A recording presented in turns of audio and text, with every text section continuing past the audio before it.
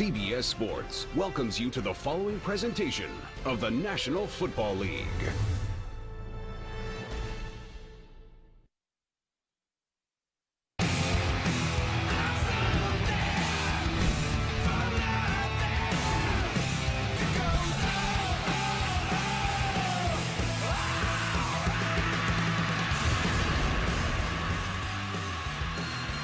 A picture-perfect late October day in Jacksonville, Florida. Temperature at 76 degrees, expected to go up into the 80s throughout the course of the afternoon. Dion Jordan back and active for the Miami Dolphins. He was suspended the first 6 games of the year for multiple violations of the NFL's drug policy, but he was activated to the roster yesterday, and he's out there for kickoff. Miami won the toss. They have deferred to the second half, so Jordan Todman back deep for Jacksonville. 2 of the better kick returners in the league this year in this game. Todman 5th in the NFL, and Jarvis Landry is 2nd in the NFL. Caleb Sturgis was called out by Coach Joe Philbin earlier this week. Struggled on both kickoffs and field goals this year. Just 46% of his kickoffs have gone for touchbacks. And that percentage is going up as Todman takes a knee, and Jacksonville will start at the 20-yard line. Out comes Blake Bortles, 3rd overall pick in the draft this year out of Central Florida, making his 5th career start, 5 touchdowns and 10 interceptions so far this season. That's the most interceptions in the NFL. And it was truly a horrible performance by Blake Bortles last week, and as we stated in the open, bailed out by great defense and great running game, but he had that empty feeling afterwards when you know you're lucky your team won, you're happy about that, but you know you got to play better.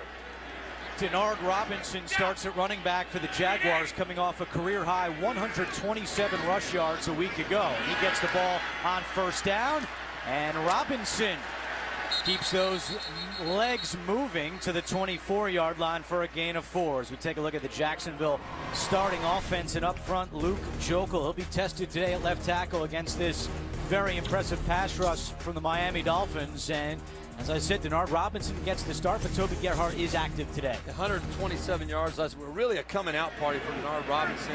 As a former quarterback, that's pretty impressive.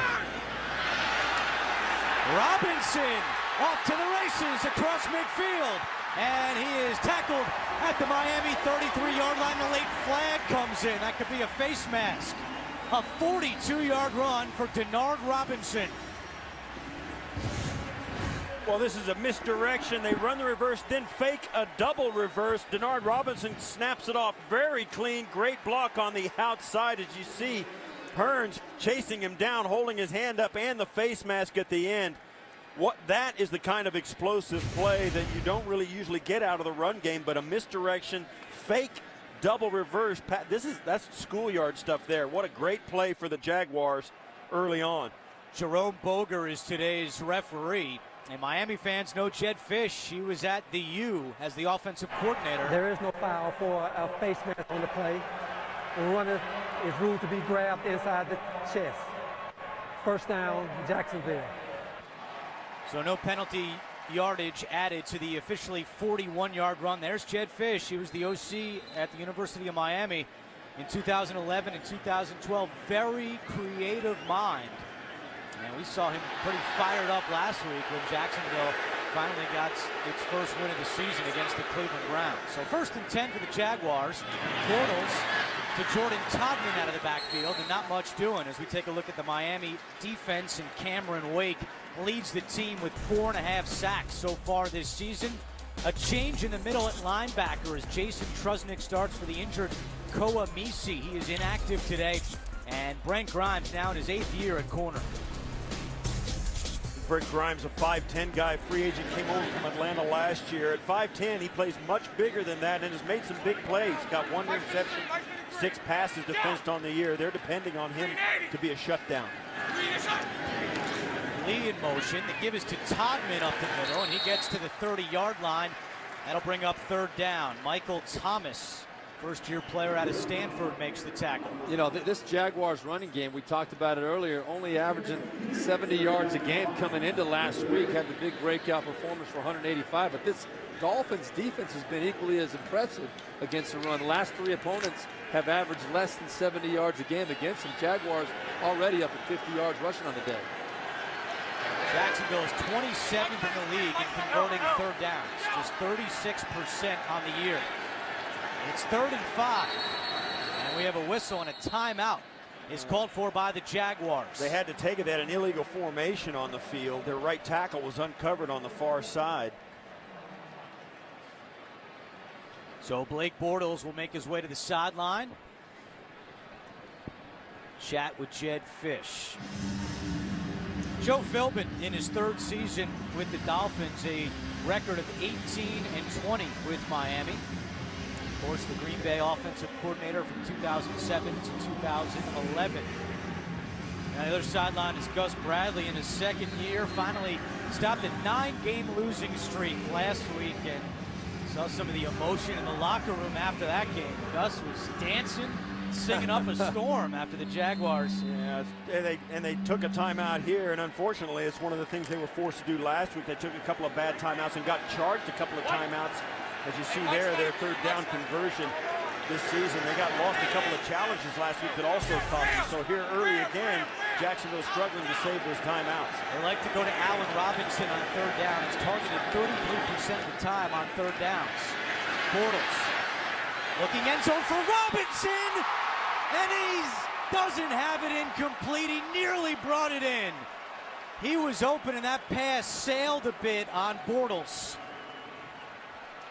Well, this was a perfect play call for the timing. The situation was right. Allen Robinson ran a little stutter move on the safety, got behind the free safety there. Bortles is a little bit too high with the pass. That ball was never controlled through the catch. The right call by the officials and a missed opportunity for Blake Bortles and the Jaguars. So Josh Scobie comes on to attempt a 48-yard field goal. His season long is 49. And the kick is blocked. Picked up by Michael Thomas of the Dolphins. Hurdling over defenders. Thomas out of bounds. And a big play by the Miami special teams unit. They've been criticized by Joe Philbin and the Miami fans, but they make a big play here on 4th down. Scobie's kick is blocked, and we're scoreless in Jacksonville.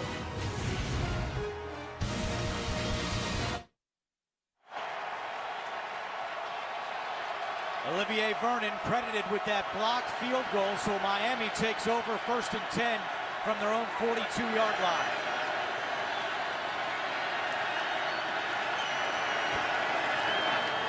Tannehill, the read option, keeps it himself, and he's tackled at the 48-yard line. Let's go back to that blocked field goal. 3rd time this year that Josh Scobie has had a field goal blocked.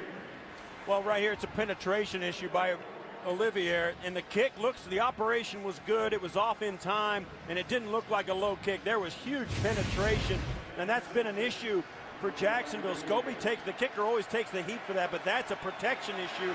We'll never know if the kick would have been good, but because the protection broke down before that kick got out of there. Tannehill got 5 yards on 1st down. It's 2nd and 5. His first pass is reeled in by Hartline. Nice catch by Brian Hartline, but there is a flag down at the line of scrimmage.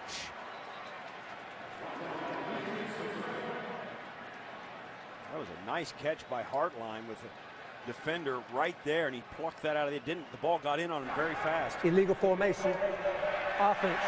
Number 71 was not lined up on the line of scrimmage. 5-yard penalty. Replay, 2nd down. That's on the left tackle, Brandon Albert. Ryan Tannehill in his 3rd year out of Texas A&M.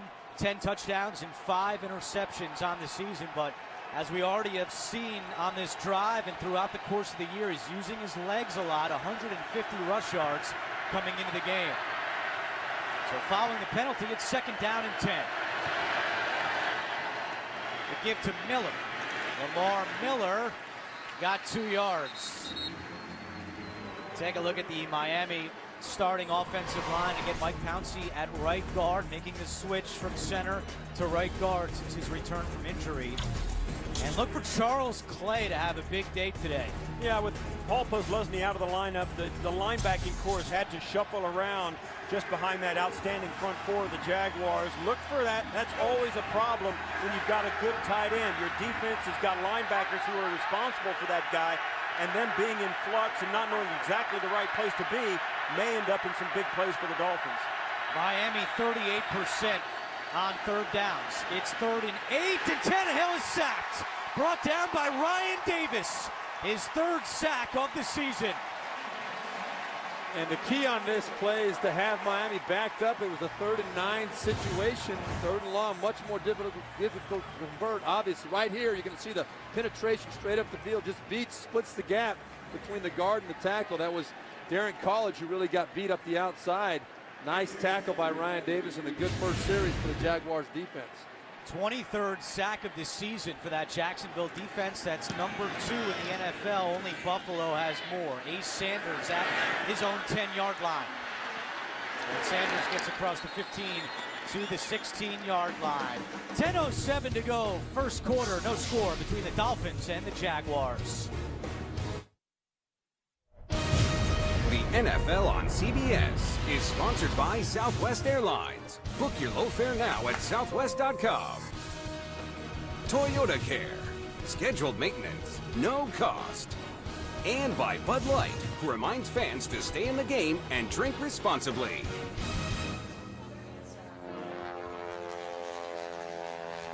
Been an incredible weekend with the Jacksonville Air Show going on. A crowd of 130,000 yesterday. First quarter, 10:07 to go, and Dion Jordan is out here for Miami. Bill Philbin told us he expects him to play about 20 snaps today, and this is his first game of the season. Toby Gerhart on the carry, and he gets 1 yard on the play. Well, let's go back and look. We were talking about the opportunity. Here's Allen Robinson. He's going to run a post up here. The inside corner route is going to occupy the front side safety. Robinson gets behind the safety that's trying to come from the backside to cover it. That was an opportunity for a touchdown. It doesn't get much easier than that for a deep throw up the field. I don't know whether it was Robinson misjudging the ball, and Jed Fish had implied to us last week that is the one issue that he's had a little bit of struggle with. Or the ball might have been just a little bit deep by Blake Bortles. 380. 380. Bortles, and that pass is incomplete. He was looking for Cecil Shorts. Cortland Finnegan on the coverage. Bortles told us, and you can understand, he played probably his worst game of the season last week in a victory. Right, yeah. And he felt empty because, yeah, the team won, but he felt like he didn't contribute. Not only did he not contribute, he almost cost him the game with 3 interceptions. 3 interceptions that gave the Cleveland Browns great field position, and the defense held them without a touchdown all day, just 2 field goals. So defense and running game really bailed out Blake Bortles last week. 3rd down and 8 for Bortles and the Jaguars. Bortles looking right the entire time, and the pass is caught by Allen Robinson. Said this on the first drive, and he's their go-to guy on 3rd downs, a gain of 12, and it's a first down for Jacksonville. Well, he sees the one-on-one coverage. He's going to drop back. See, the Dolphins send 5 guys, which means they're going to be manned up on the outside, and delivers the football out there to Robinson. That's just a nice back shoulder throw. Well executed.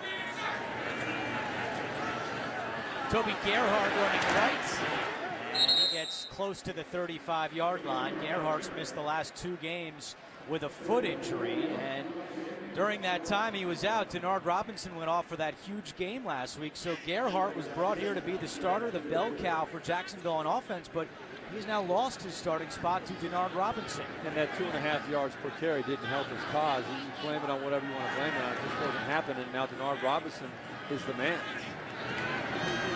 Gerhart stays in there on 2nd and 6. Bortles to Shorts, has a little bit of room to run. First down, Cecil Shorts into Miami territory and knocked out of bounds. A gain of 26. Well, this is great job. This is one of the reasons the Jacksonville Jaguars and Blake Bortles have had early success is because of plays like this. This is an easy completion for Bortles. It gives Shorts a chance to get the ball with some room out in front of him and make some plays. Those are great plays for a young quarterback. They give him a completion. They give him confidence, and they give you a big play also. And it's off the play action, which you don't really have effectively if you're not running the ball well. And by them coming out and establishing the run early, that's helped significantly already. On first down, Denard Robinson, and he lunges across the 40-yard line for a gain of 6. Well, that was orchestrated, really. Hurry up and get up to the ball quick. They've seen something in the Miami Dolphins. They believe if they come up and get on the ball quickly before the Dolphins can identify the formation, they can hit them, get them back on their heels and run the ball right up in there at them. That's what it looks like Jet Fish is trying to accomplish. And now they're going power set. They only have one wide receiver on the field. Of 2 running backs, 3 tight ends. Already 51 yards rushing in this game for Denard Robinson. Play action here. Bortles has plenty of time. Running back to the right and just throws that one away as the pressure eventually came from Earl Mitchell. Well, he threw that away, you're right, but he couldn't see Denard Robinson standing over. Perhaps it was, it could have been Ace Sanders standing over on the far sidelines. Watch as this play develops. He's going to come all the way back, and watch as Robinson ends up all the way up here by himself. And Bortles he can't see it because of the garbage in front of him, and he throws it out of bounds. If he could have lofted that to Robinson, it would have been another big play. Instead, it's 3rd down and 4. Bortles, quick slant to Robinson, and another first down reception for Allen Robinson. Well, you called it, Andrew. You talked about how they like to go to Allen Robinson on 3rd down. He's just running a slant route from the left. It'll be from the right-hand side of your screen as you're watching. And Bortles, good quick decision. The coverage by Jamar Taylor just not quite good enough. Allen Robinson just gets across that face and gives Blake Bortles the numbers to throw that football. It's a nice conversion. 10 of Robinson's 13 catches on 3rd downs this year have gone for a first down. 1st and 10 from the 34-yard line. 6:20 to go opening quarter. Denard Robinson again, and Vernon snuffs that one out. Olivier Vernon, 3rd-year player out of Miami, and a big impact player on this Dolphin defense. You talk about this Miami defense. They've really stepped it up in the last few weeks. Vernon with Odrick down inside.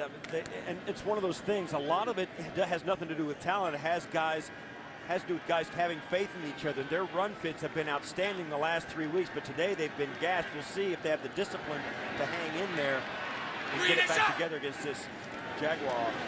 Bortles doesn't see the pressure coming, and that was a dangerous pass. Nearly intercepted. Pressure from Vernon.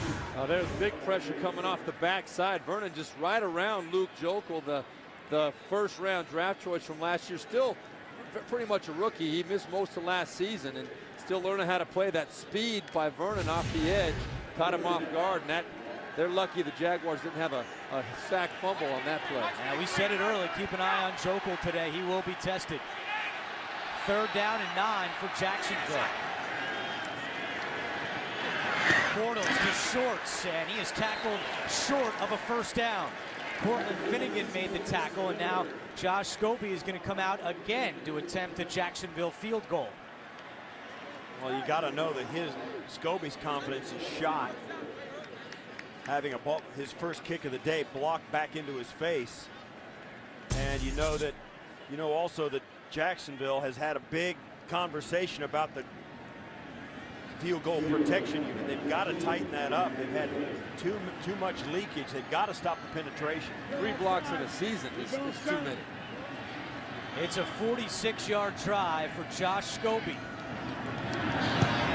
This one on the way and good. Scobie drills it with 4:52 to go in the 1st quarter.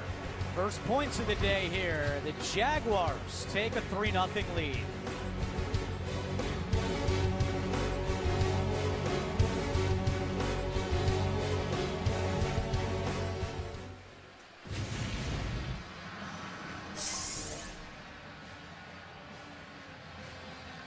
There is a penalty down on the field. It's Jerome Bogart. During the kick, holding, offense, number 95. 10-yard penalty, replay, 4th down. That's going to move them out of field goal range. And these are the 2 top penalty best teams in terms of penalties against in the NFL. Jaguars #1. They're the least penalized team in the league. Right there, a very, very bad time for a penalty, taking points off the board. It turns it into a 55-yarder. Or thereabouts, and that's a head scratcher, and that's up to Gus Bradley. He's going to have to look at Josh Scobie and ask him if he can make it, and I think Scobie's staying out there. They're going to spot this ball just inside 57. Now they can't. There's no way they're going to do it. Now they're going to punt it. I think, yeah, that's, I think it's right. You got to take the field position, try and pin the Dolphins inside their 10-yard line. That 55-yarder is too big a risk. And the big boys up front overcompensated for they got gashed the first kick, and they were trying to protect, and they got caught for holding this time. You can't try the long one because he's got to drive that ball low out of there to get it there, so it might get blocked again. Scobie was 0 for 2 on field goals of 50-plus yards this year, so Jacksonville decides to punt it away. Fair catch called for by Landry. Timeout on the field. This week, Thursday Night Football moves to NFL Network with an NFC South clash between the Saints and Panthers. Thursday, 8 p.m. Eastern, live on NFL Network. And Drew Brees, look at the interceptions, 7 already on the season for Brees. And you know, what's amazing is we're so spoiled by how well he's played over the years. Consistency. Those interceptions have come at absolutely terrible times for the New Orleans Saints. So Miami pinned deep after the punt. 1st and 10 from the 9-yard line. Tannehill will throw, and he's sacked for the second time today. Derek Marks, his 3rd sack of the year. Wow, this guy is like a shot out of a cannon on this play. You can see right here, he just shoots right up the gap. He's got the combination of speed and power, makes a little juke move, and Ryan Tannehill had no chance. Derek Marks, arguably one of the top 3 or 4 interior defensive linemen in the NFL, playing great again. Well, Darren College got just whiffed on. That's the 2nd sack College has given up. You can bet that the Jaguars are going to start coming right over the left guard of the Dolphins as often as they can. A 7-yard loss. It's 2nd and 17. Tannehill to the air over the middle, and it's incomplete. Was looking for Hartline, and Gratz got a hand on that one. Yeah, this was it. They're just trying to get some room for this. Watch, just a play fake right up the gut. Hartline has one read. Tannehill just run read, bring it out. Hartline's got to bring that in. That was right in his hands, high and away from the defender. He had plenty of time to get his hands on it. Even though he was well covered, he wasn't completely covered. You got to make that play in that spot.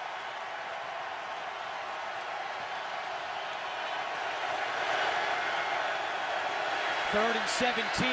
Tannehill's pass deflected and then caught, but down at the 8-yard line, and a big stand by this Jacksonville defense. JT Thomas with the tackle. Well, Ryan Tannehill got very lucky on this one. This is what you fear as a coach. If you throw out of your own end zone a tip ball, you're going to see right there the paw goes up. Not quite sure who that was, but if that ball is not caught at the highest point there, or that very well could be an interception.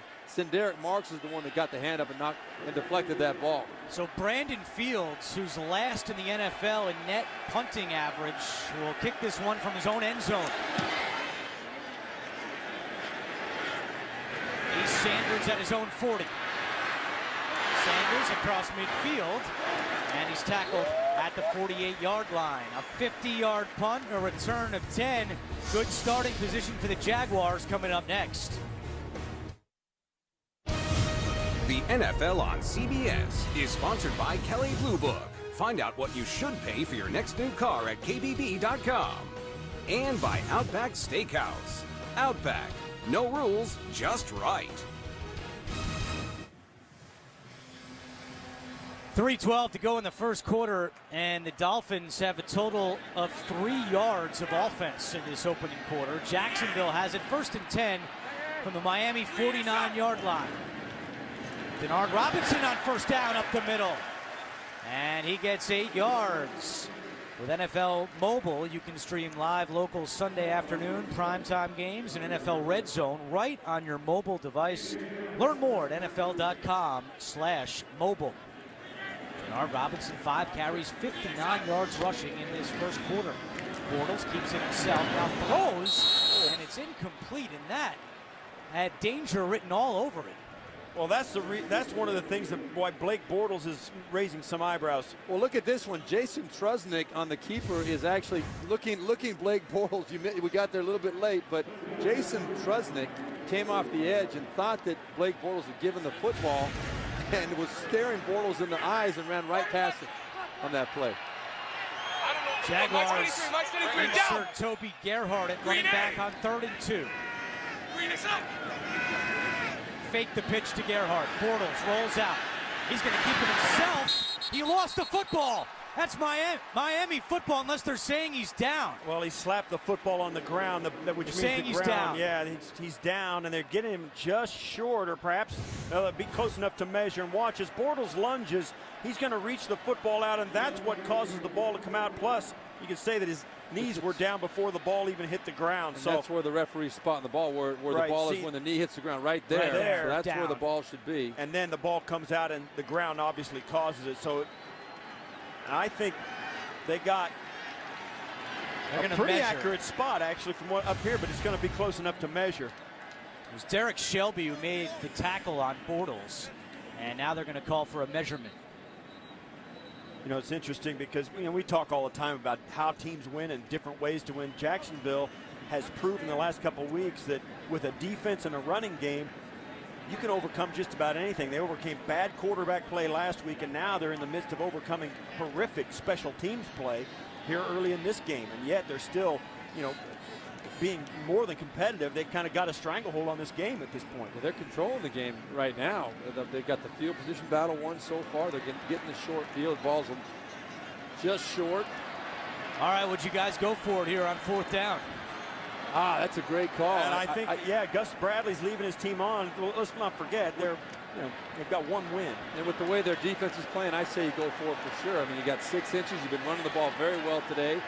You've got a good feel for what the Dolphins are going to do up front. I think you give these guys a chance to make the first down. And I tell you, too, and there is a risk. You're not just risking the ball at their 40-yard line. You're risking momentum. And Miami's a team that came in here expecting to win. And if you give them daylight, this is a team that might just take that momentum and run to the end of the game with it. There's a big difference between 4th and 1 or 1.5 as opposed to 4th and 4 inches as well. So you, as a coach, with the ball inside the opponent's 40, I think you can justify this pretty easily, pretty darn easily, yeah. Jacksonville 1 for 5 on 4th down. Bortles going to try to keep it himself, push the pile forward, and looks like that spot is good enough for a first down. Well, it's the near side official came out to the 39-yard line. They both gave him the length of a football extra on that spot, and it looks like they're going to give it to him. Yeah, they're going to measure again, but at 6'5", 230, you think Blake Bortles is going to help those offensive linemen surge forward. And it's a lot of, and for me, Steve, you know this, you played quarterback, a lot of it's at snap count. It is snap count or catching them off guard with a quick snap, trying to keep them from getting their momentum and their leverage on the snap. But I think this ball was well short of the 39-yard line, and I think they made it pretty easily. Let's see if not pretty easily. Not easily, but good enough. First down for Jacksonville. I thought they got a little more surge than the officials did.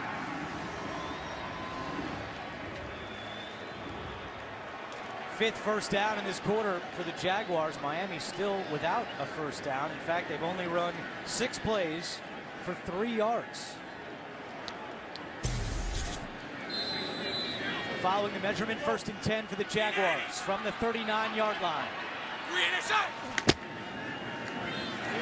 Robinson, he is finding a lot of room up the middle of that Miami defense, and he gets 8 more yards. Well, this is the Jaguars version of the read option. You see Blake Bortles. Watch the defensive end right here, Vernon. If he crashes down hard, Bortles is going to pull that ball, but if he hesitates, Denard Robinson is through the hole before Vernon can get in there and make the play. Robinson already has 67 yards rushing. The last Jaguar to rush for 100 yards in back-to-back games, Maurice Jones-Drew, late in 2011. Robinson's on his way. Gets the call again. Has a first down. Robinson across the 25. Denard Robinson off to a big start in this opening quarter. You know, this running game for Jacksonville is playing extremely well, as you can see right now the last couple of weeks. And this play, this is not the read option. This is a stretch play where Denard Robinson is going to stretch the defense to the sideline and then try and find a gap where he can just put one foot in the ground and cut up the field. And the Jacksonville offensive line is doing an outstanding job in both those respects, not only on the read option, but also on the stretch plays. If they can keep that going, this is a tough running game to stop. 75 yards rushing for Denard Robinson. There's 20 seconds remaining in the first quarter. Bortles fires, that's caught by Shorts. Cecil Shorts has a first down, lost the football late. Now, was he down? There's also a flag on the far side of the field, so a couple of things to sort out here. They're spotting the ball just outside the goal line. But there's a motion penalty against the Jacksonville Jaguars. Illegal shift. Offense. 2 men were moving and did not get set. 5-yard penalty. Replay. First down.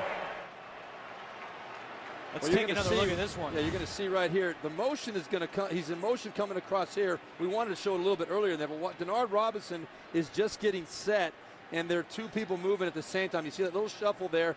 You have to both be set. You can't have 2 people moving at the same time, or they both have to reset, or it's going to be a flag. Yeah, it was very clear. If you went back further in the motion, you could see them both walking around. Well, they were supposed to shift, then go in motion, and they didn't get the shift didn't get set before the motion began, and that's there was confusion. Yeah, Denard Robinson was on the wrong side of Blake Bortles. 1 quarter in the books. No score between the Jaguars and Dolphins. Started the second quarter, and in the open of the broadcast, we highlighted the injuries for Jacksonville defensively, and now they're getting stung offensively as Josh Wells has entered the game at left tackle. Luke Jokel out for the rest of the game with a concussion. So now the pressure is on Mr. Wells. Oh, yeah, and he's going to get a baptism by fire right now with Olivier Vernon, Macy, a little bit of Cameron Wake over there before the end of the day as well. But he better have his helmet strapped on tight because they're going to be bringing it. First and 15 to start the second quarter. Bortles, and he's picked off. Intercepted by Delmas, and he's got plenty of room to run. Delmas at the 20. See you later. Louis Delmas, touchdown, Miami.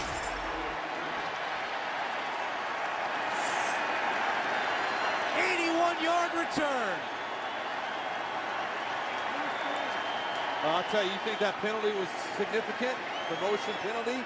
They would have had the ball at the 1-yard line. There is a penalty on the field. Inadvertently, instead of the beanbag, the marker spotted the interception. Inadvertent The flag. result of the play is a touchdown. It was a flag impersonating a beanbag.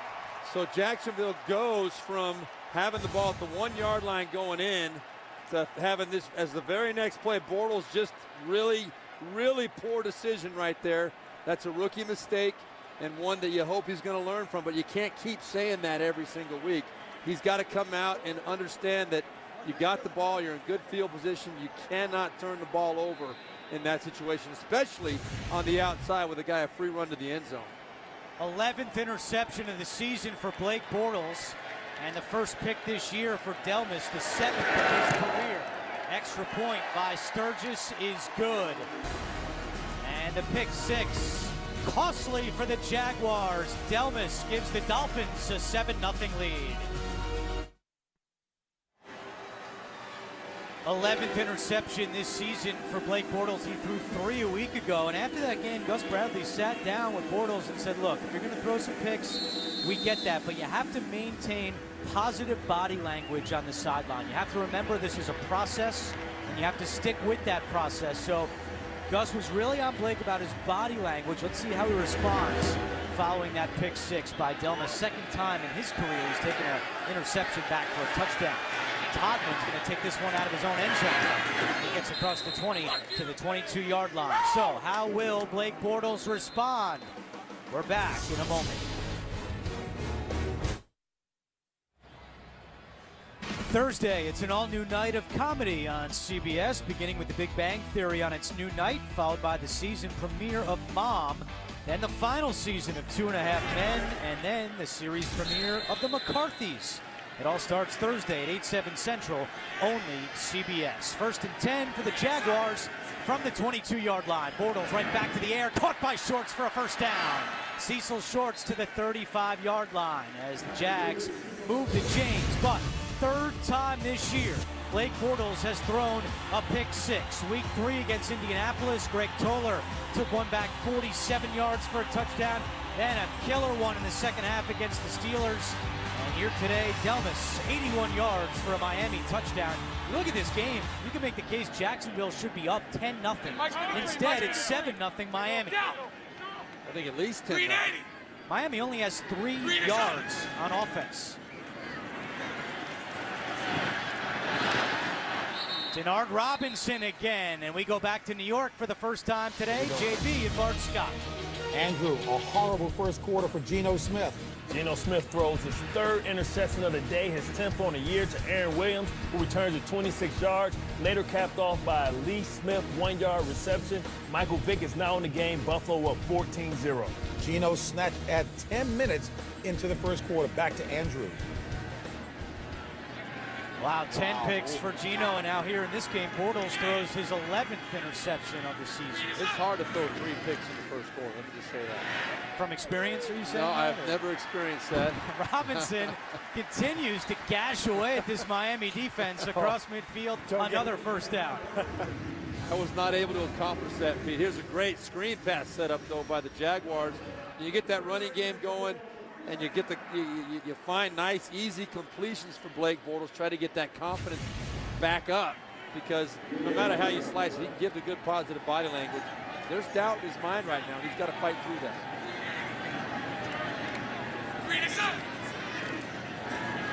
Pressure coming, and Bortles is sacked. The first one to get there was Jonathan Freeney, the 3rd-year linebacker out of Rutgers. And guess where they're focusing? On the left side, up here, the Jaguars' offensive line. We talked about Jokel not being in there anymore. They're bringing pressure off of that side, and you got a left tackle that's a rookie swinging out to pick up a guy that's already going to be picked out by the running back. You saw 2 guys blocking one, leaving one guy uncovered. That was definitely Josh Wells, a rookie free agent, left tackle's mistake. Loss of 4 on the play. 2nd and 14.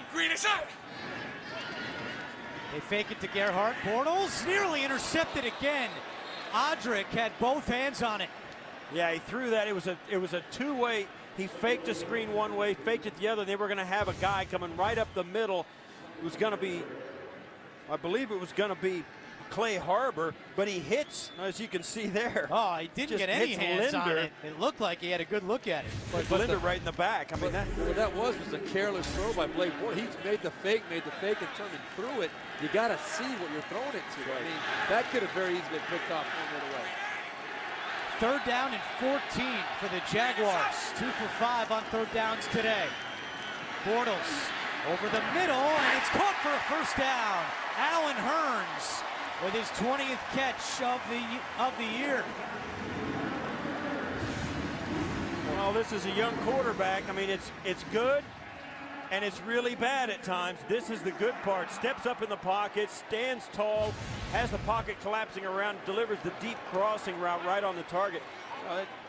That's what you're gonna get with a young quarterback. You're gonna get very good throws, plays where it looks so easy, and then you're gonna get just horrific decisions and bad throws as well. A 20-yard gain for the undrafted receiver out of Miami. Gerhardt fights his way across the 30-yard line to the 29. You know, as a quarterback, you played quarterback, Steve. I mean, this is like, you see him in successive plays. You see the one horrific throw, almost intercepted. Then you see him drop back and do what he did just then. And those are things, as you mentioned, that you've got to clean up. You can't have the swings of a great play, then a terrible play, the back-breaking kind of play. And Bortles showed right there that he's got the poise to stand in the pocket when things aren't going well with pressure around him and deliver a strike. You just can't get careless on some of those other throws.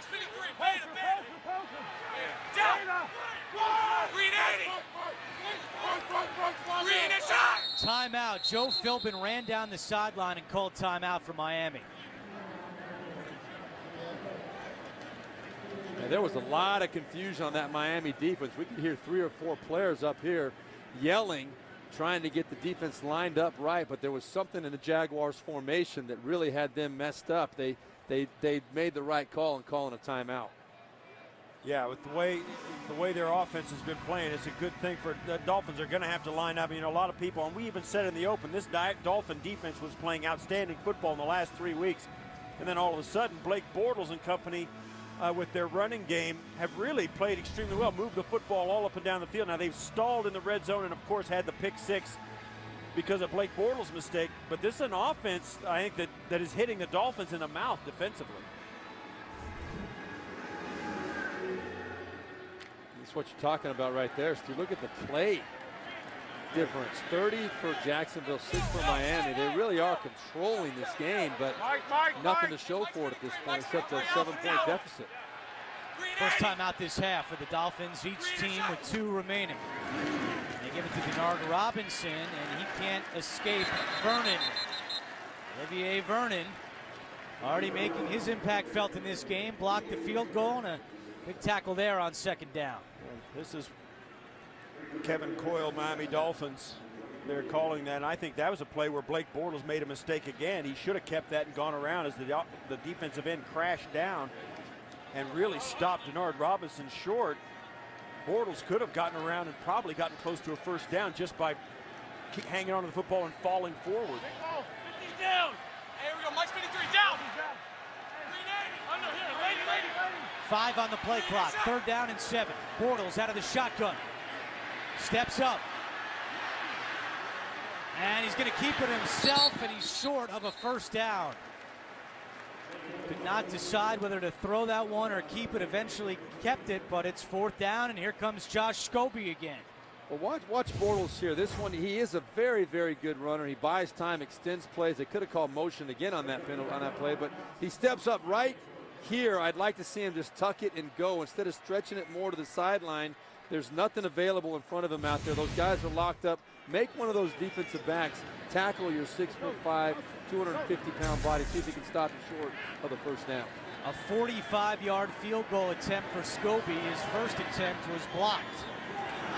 No way. This one on the way, drifting right, and it's no good. And now there's a flag down. And it looks to be offsides.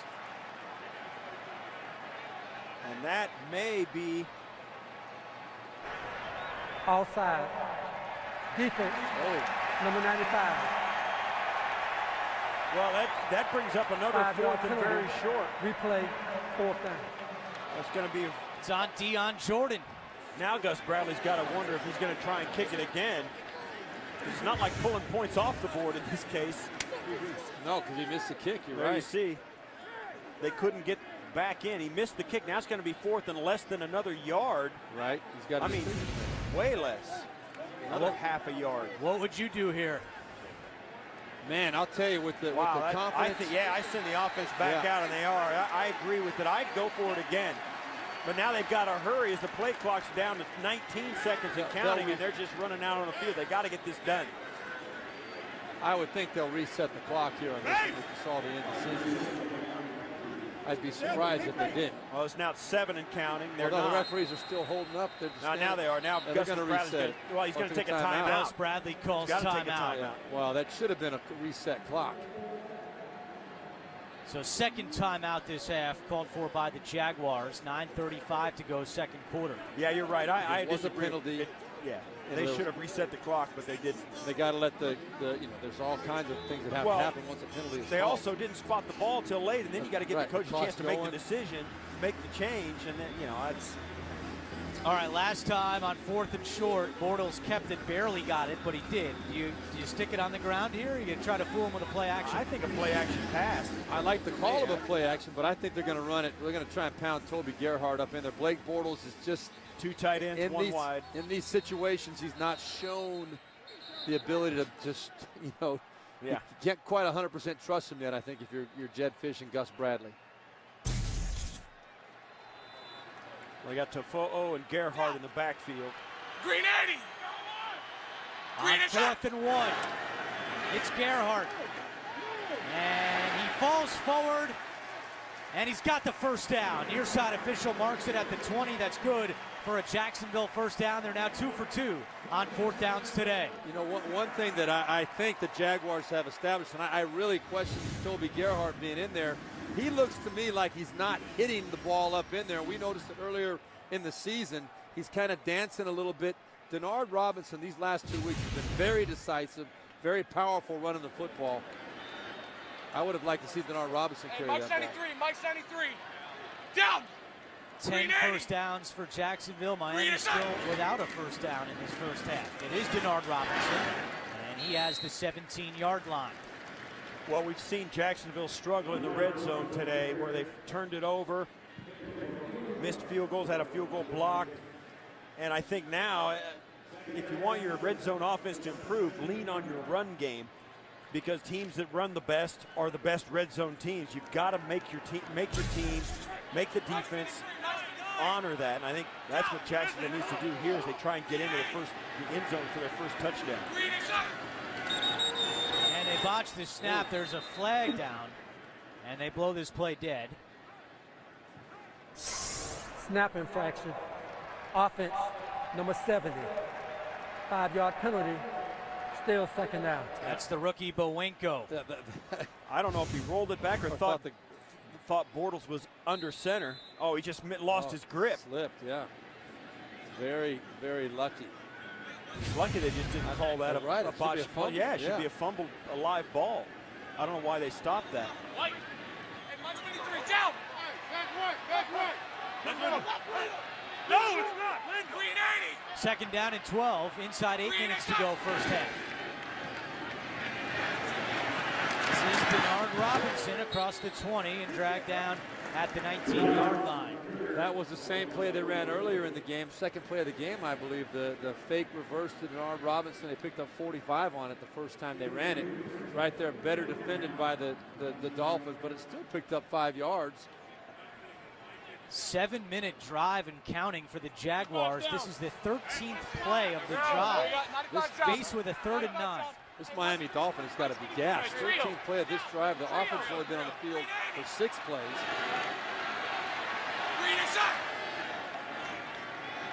Bortles fires right to Robinson, and he is tackled short of a first down. About 1.5 yards shy of the chains for Robinson. It brings up 4th down again. And they're going to send Scobie out. Well, how disappointing is this for Jacksonville? I mean, to be absolutely dominating this game and to have nothing to show for it. You got to settle for another field goal. You got the break to get the first down inside the red zone. Now you're still settling for a field goal again. And yeah, it's going to be the most unhappy field goal make if they can get it through the uprights that you'll find. I mean, they just, I mean, it really feels disappointing to the Jaguars, I'm sure. Scobie's 30-yard attempt is good, and finally Jacksonville is on the scoreboard. They have 199 yards of offense, and they trail 7-3. The NFL on CBS is sponsored by the United States Marine Corps. The few, the proud, the Marines. DirecTV. If you call yourself a sports fan, you gotta get DirecTV. Get DirecTV. And by State Farm. Pump up your savings with a discount double check today.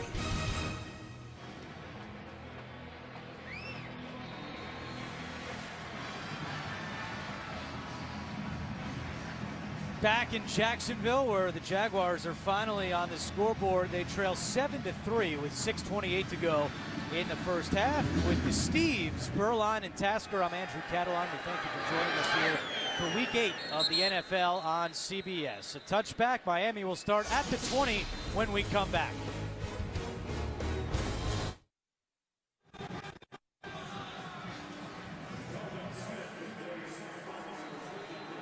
We apologize for some technical difficulties. Miami is back out there from the 20-yard line. 6:28 to go in the opening half. Tannehill play action, and he fires it out to his tight end Clay, And he gets maybe a yard on the play. This Jacksonville defense has done a tremendous job today. Telvin Smith makes the tackle. Well, we've only seen him for 7 plays, so we don't know what they've done. I mean, they've had him backed up in there. They've got him 2-3 and out. So, yes, they've played fantastic. And we've not seen this Miami Dolphins offense find any rhythm to this point. But we had to wake him up on the sideline during the intermission. Yeah, Tannehill's been sacked twice out of 7 plays now. Miami has 4 yards of offense. Play action again, pressure coming. Tannehill throws it away. That was Tyson Alualu bringing the heat, and it's 3rd down.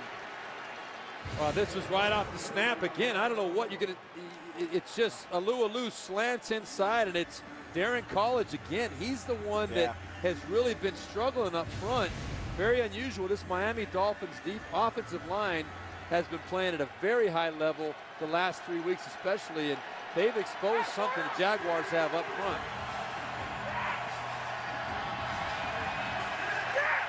Third down and 9 for the Dolphins. Landry in motion. 3 on the play clock. Tannehill, 3-step drop. Fires deep for Clay, incomplete over his head. And Miami will have to punt. They've run 9 plays and have 4 yards of offense. Well, once again, Tannehill has to get rid of this. He's got the pocket collapsing on him.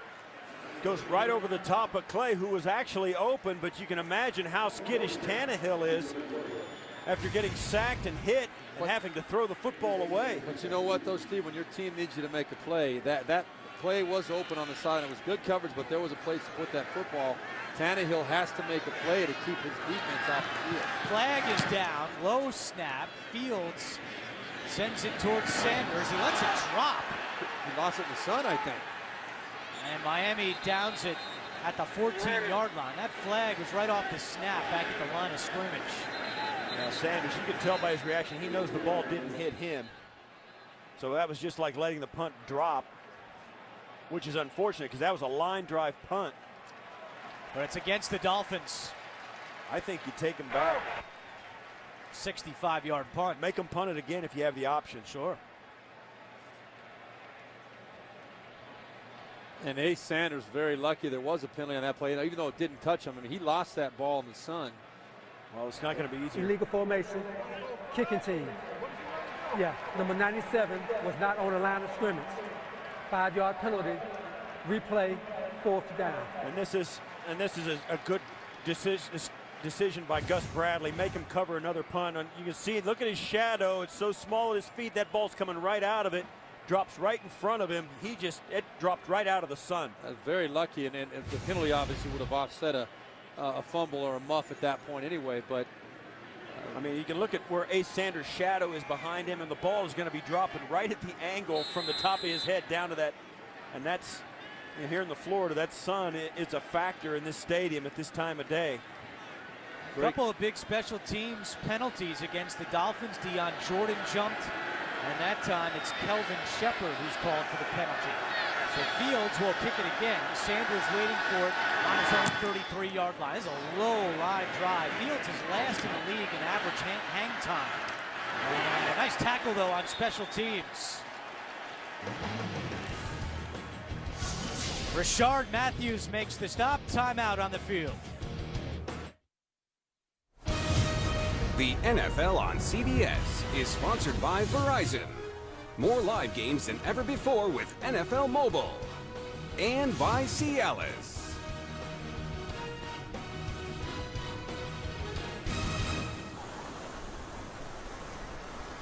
Back in Jacksonville. Beautiful day, week 8 of the NFL on CBS. Take a look at the numbers. Ryan Tannehill, 2 for 5, 8 yards. Miami has 4 yards of offense in this first half, yet they lead 7-3. 1st and 10 for Jacksonville. Bortles wants to take a deep shot. Shorts got held up, and there's a flag down. It was Brent Grimes on the coverage.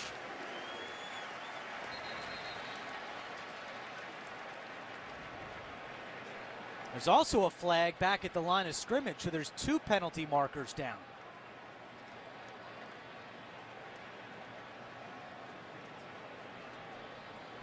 There are 2 fouls on the play, both against the defense. Illegal use of hands, defense number 25. That penalty is declined. Pass interference, spot of the foul, first down. Wow, so a big one. The pass interference call brings it all the way down to the 40-yard line of Miami. Well, Brent Grimes told us that he's going to see some double moves from the Jacksonville Jaguars right there, the little out and up. That got him totally spun around. That was a great job by Cecil Short setting it up, and Grimes said, you know, I trust my eyes. I play with my eyes. Well, right there, his eyes lied to him. He thought they were running me out. Cecil Shorts had him beat over the top. Good penalty. You don't want to let him catch that one. A 23-yard penalty. Bortles on the read option keeps it himself, and he's tackled at the 36-yard line by Cameron Wake as we approach 5 minutes to go in the opening half. You know, that's what those defensive players are coached to do in those situations, right, Steve? Oh, yeah. Yeah, you can't. Better take that penalty, give him a first down at your 40 than to be, you know, lining up to, you know, defend an extra point, because that's what it would have been. I mean, Shorts had him beat, and Blake Bortles put that ball in the air, and without that penalty, it's a touchdown. Exactly. Mike's 93, Mike's Penalty 93, was down. 23 yards. Dolphins have just 4 yards of offense. It's 2nd and 7 for Green is out. Jacksonville. Bortles back to the air. Now he's going to step up and keep it himself. Up the middle, lost the football. Ball is out. A scramble for it at the 23-yard line. Well, they're going to start digging. They don't know who's got it yet. There's no signal, and basically what happens, the officials go down there and they'll see if one guy's got possession under there, they'll call it, and then no matter what happens after that, they'll let it go. It doesn't matter. And Miami they have thinks it, they've and got they it.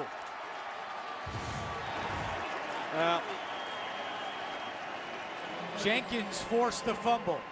Just careless by Blake Bortles. I mean, you know you can keep. Now they're pointing the other way. They're still trying to decide out there in the huddle. I think it's already been awarded to the Dolphins, but Bortles right there does a great job tucking it and going. I don't know if it was a designed run or not, but he's looking inside. You've got to secure that football. These guys are so good at coming in there, ripping that ball out. If they see the leather at all, they will punch that thing out of there. Right there, Blake Bortles learned the hard way.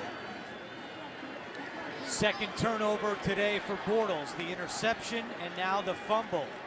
And how about these Jaguars miscues? Blocked field goal, a holding on a made field goal, the pick six, and now the fumble lost. Jacksonville this season, their turnover margin is a -10. Only the Jets and Washington coming into the week had a worse margin at -9.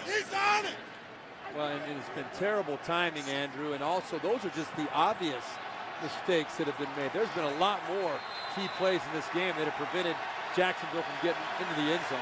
They're crediting the recovery to Delmas, who had that pick six. So Miami gets the ball back, 1st and 10. Landry trying to get around the outside, and he's slammed to the ground by Cyprien. And there's an injured Dolphin, a little slow to get up. That was Nate Garner, offensive lineman. And now they're going to stop the game. And that's when a guy gets up and doesn't seem right on his feet, they start, and he's taking a knee now. He's going to stay down.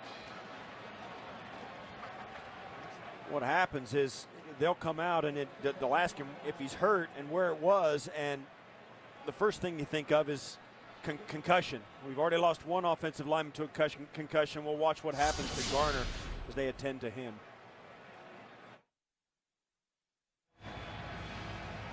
Well, there's Nate Garner. You're going to see what happens. Unfortunately, he's going to meet number 79, Red Bryant, in a time he wasn't hoping to meet him. Boom! Just completely took him off his feet. Red Bryant is 325 pounds, felt the jersey coming, lowered his shoulder, and just lifted Garner off the ground. Garner was in at left guard, replacing Darren College, who's been really struggling today. So following the timeout, it's 2nd down and 6 for Miami.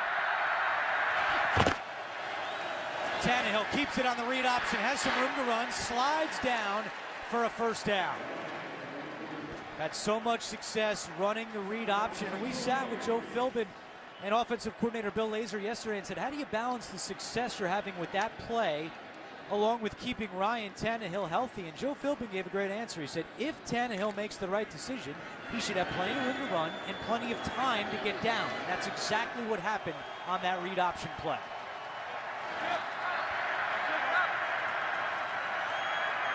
It was a 9-yard run. So Miami doubled its offensive output on that one play. Tannehill's pass is batted down. It was Avery Jones getting a hand on that one. This defensive front for the Jacksonville Jaguars, very, very unheralded because of the struggles this organization has had over the last couple years, but they give great effort. We've had the opportunity to cover the Jaguars several times this year, and every team that comes into play, they say this defensive front is as tough and physical and high effort, high energy as any in the NFL. Very underrated. Second down and 10. Tannehill looking left, throws that way. And that is Lamar Miller making the catch out of the backfield with 3:02 to go in the opening half. Miami has 2 timeouts remaining, Jacksonville with 1. As Miami steps up. So how about this? Miami has 26 yards of offense in the first half. The fewest yards in franchise history for Miami in the first half, 45 yards back in 2003 against New England. So they are flirting with the record books here. You just saw Billy Lazor and Joe Philbin. They'll go in at halftime. They've been pretty good adjusting at halftime all year, but they're hoping for something before that halftime comes around. Third down and 1. And first down for Miller up the middle. First time today that Miami has converted on third down as the clock continues to tick, approaching 2:20 to go. And Miami still continuing to shuffle their line around. Dallas Thomas has come in now, the 3rd-round draft pick last year out of Tennessee. He's played in every game this year, and he started at Kansas City and Oakland. But they're still shuffling that front line, but now they're starting to see some progress. First and 10, and that pass is incomplete, and it takes us to the 2-minute warning. 2 timeouts left for the Dolphins. They lead it 7-3. Coming up on the Verizon Halftime Report, join JB, Tony, Bart, Boomer, and Coach Cower for all the latest NFL scores and highlights, as well as a preview of Thursday Night Football on NFL Network. That's coming up on the Verizon Halftime Report. 1:58 to go. Miami, 2 timeouts remaining. They have the ball at midfield. It's second down and 10. Somehow they lead this game 7-3. Tannehill, good protection over the middle, and it's caught. Brian Hartline with a first down. All the way up to the 30-yard line before Cyprien makes the tackle. No timeout called for by Miami. They hustle up to the line after a gain of 19. That is their longest play today. Tannehill pressure coming, unloads it, and the screen to Miller. Tackled by Davis and Blackman.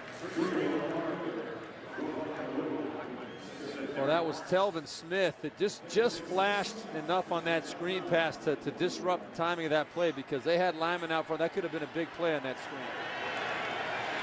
Jacksonville only has the 1 timeout remaining. As Tannehill's pass is batted down, and that'll stop the clock. Chris Clemens got a hand on that one. Yeah, and there was some confusion in the defensive linebacking core in the back end as they were trying to cover the receivers up. It's a good thing Chris Clemens got up high and knocked that down. With the injuries that have happened to the Jacksonville defense, you knew there'd be some communication issues, particularly at the line between the linebackers in the front and the secondary. That seemed to be the case, as the linebackers and the safeties couldn't get lined up to decide who was covering who. Third down and 4 for Miami. Tannehill fires, incomplete. That stops the clock again, as Hartline could not bring that one in, and Caleb Sturgis will come out on the field to attempt a field goal. There's no excuse for this. This is the protection was good, the call was good. It's just coming down to a throw and catch. Look at Ryan Tannehill's got a nice lane. Hartline is open. Hartline was kind of moving out. The ball goes on the inside. Hartline still has got to make that catch. It wasn't a great throw, but one of them has to step and make a play there. Now Sturgis, who's 11 out of 14 on the season. This from 43 yards away. Nearly blocked, but he splits it through. And Miami puts 3 more on the board. They lead it 10-3 over the Jaguars.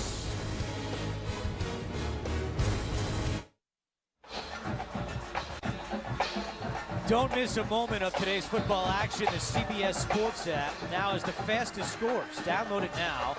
Get your scores first right on your phone. 58 seconds remain. Jacksonville has 1 timeout remaining. Now, Blake Bortles this season has looked his best in the 2-minute offense. That's what Jed Fish told us, and the numbers back that up. Last week, late in the first half against Cleveland, he went 76 yards in 3 plays. And on the season, Bortles has run 6 2-minute drills, 74% completion percentage, 3 touchdowns, and 1 interception. So Bortles has shown this year that he can move the ball quickly in this 2-minute offense. He'll have 1 timeout to work with. Todman will take this one out of his end zone. It's away from 1, and Todman tackled at the 19-yard line. Don't forget, coming up in the Verizon Halftime Report, join JB, Tony, Bart, Boomer, and Coach Cower for all the latest NFL scores and highlights, as well as a preview of Thursday Night Football on NFL Network. That's coming up on the Verizon Halftime Report. So, Steve Berline, why do you think Bortles has so much success in his 2-minute offense? Well, I think he can do the things that come most natural to him right now. You know, to be a quarterback in the NFL, it's a lot of thinking. I think he plays better right now when he doesn't have to think so much. Just get out there and try and run around and find the open guy. That's where he's had success so far this year. Let's see what he does here with 52 seconds and 1 timeout. Bortles in trouble, and he's sacked. Cameron Wake. He now has 5.5 sacks on the season. Just a 4-man rush. You see the 4 guys lined up. In fact, only a 3-man rush. They drop one out, and that was the right tackle, Austin Pastor, that just got driven all the way back into Blake Bortles' lap. Miami think about taking a timeout here. They don't. They do have 2 remaining, 2nd and 13. Bortles, sideline, and that one is caught. Did not get out of bounds. Jacksonville has to call timeout, and they don't. They appear content with just letting the clock run out here in the first half. And don't forget, Miami gets the ball to start the second half. Well, that's just Gus Bradley not having the confidence. Well, that's right. They want to get in the locker room and just talk about it. It's been a very strange first half. Somehow Miami leads it 10-3. We're coming back with the Verizon Halftime Report after this message and a word from your local station. You're watching the NFL on CBS.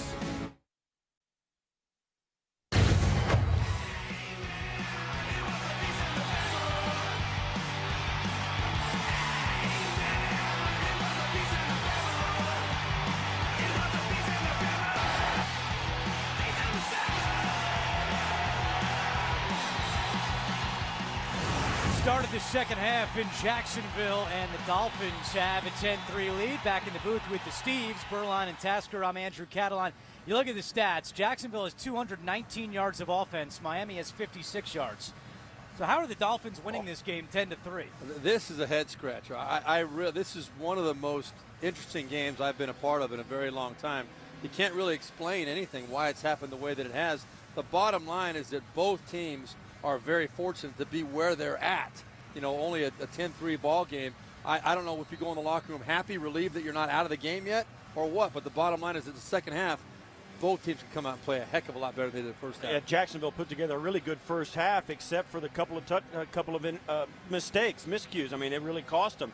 And the Dolphins couldn't even get back on the field. I mean, look at this is the block kick, cost 3 points, or what could have been 3 points for the Jacksonville Jaguars. Then Blake Bortles has a pick 6.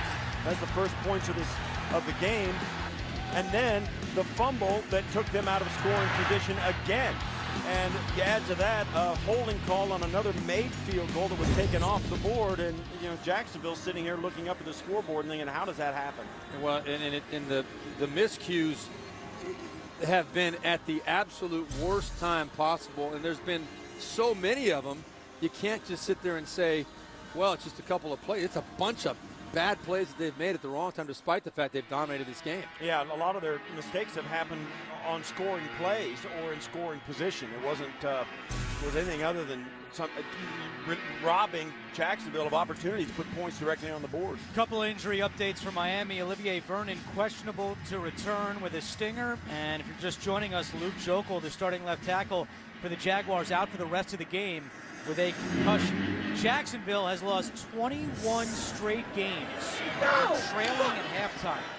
Not come back since 2012. And Landry with a nice return, almost out to the 30-yard line.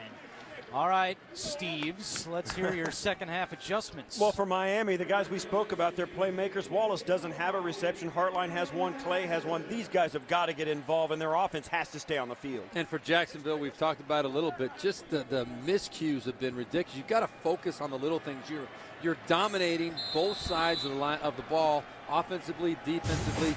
Just don't make the bonehead plays, the bad plays, because that's the only reason you're not running away with this ball game. First and 10 from the 29-yard line. Tannehill over the middle to Landry. And he comes very close to a first down. Josh Evans makes the tackle. And we'll wait and see if it's 9 yards or 10 yards. They're going to move the chains and give him the first down. He kind of earned it. And if you listen to the hit at the end of this play, it was massive. Landry, the second-round pick out of LSU. He said playing in the SEC has really helped prepare him for his rookie season in the NFL. The speed of the game. Tannehill fires right back to Landry. And he's shoved out at the 45-yard line. Well, it'll be interesting to see this second half. Miami and their offensive coordinator, Billy Lazor, have been very, very good in the second half of football games this year. You look at their first half possessions, nothing to brag about. I'm sure Billy Lazor is nothing but embarrassed about that output in the first half, but they have shown the ability to come back, regroup, and game plan for the second half very effectively. Nate Garner also with a stinger, and his return is questionable. Tannehill fakes it. Now comes back to Thomas, and the other Thomas wraps him up. JT Thomas gets the better of Daniel Thomas.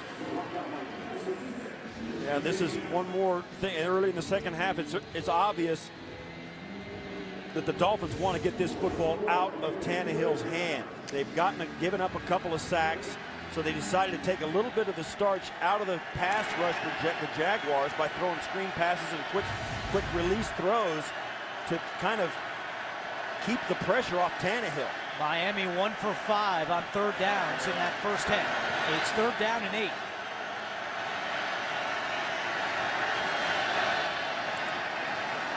Pressure coming, and Tannehill is sacked for the third time today. Ryan Davis, one of the first ones back there, and good coverage downfield by the Jaguars secondary. Yeah, this is just it's a coverage sack, but it's also a unique look up front.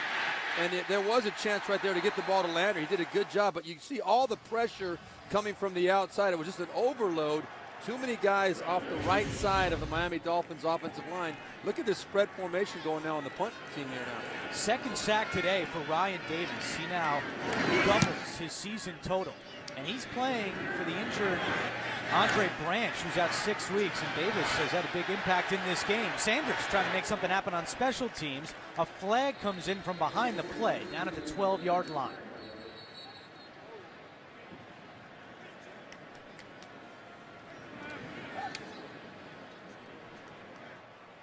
And indications are this is going against Jacksonville. During the return, illegal block in the back. Receiving team, number 35. Half the distance to the goal. Jacksonville keeps the ball. First down. Timeout. Penalty on Demetrius McCray. Jacksonville football when we come back.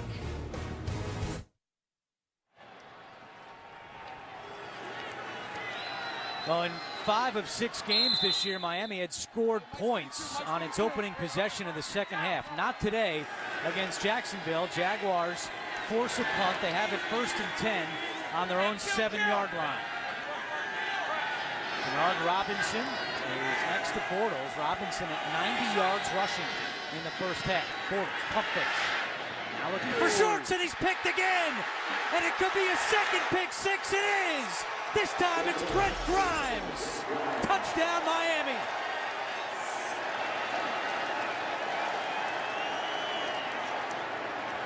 Fourth time this year that Blake Bortles has thrown a pick six. You know, you remember this with Matt Schaub a couple years ago with the Houston Texans. When it starts happening, it's hard to stop. But right here is Cecil Shorts, and he runs a little double move. Blake Bortles is throwing a back shoulder throw to him. It's just a complete miscommunication, and that is the one thing you cannot have when you're backed up in your own end zone. There's no excuse for that. I don't know who to put it on, whether Cecil Shorts didn't adjust properly. Very unfortunate for Jacksonville. Second career interception return for a touchdown for Brent Grimes, the 19th pick of his career, and Miami with another defensive touchdown. Bortles with his 12th pick of the year. The NFL on CBS is sponsored by Southwest Airlines. Book your low fare now at southwest.com. Geico. 15 minutes could save you 15% or more on car insurance. And by the all-new 2015 Acura TLX. It's that kind of thrill.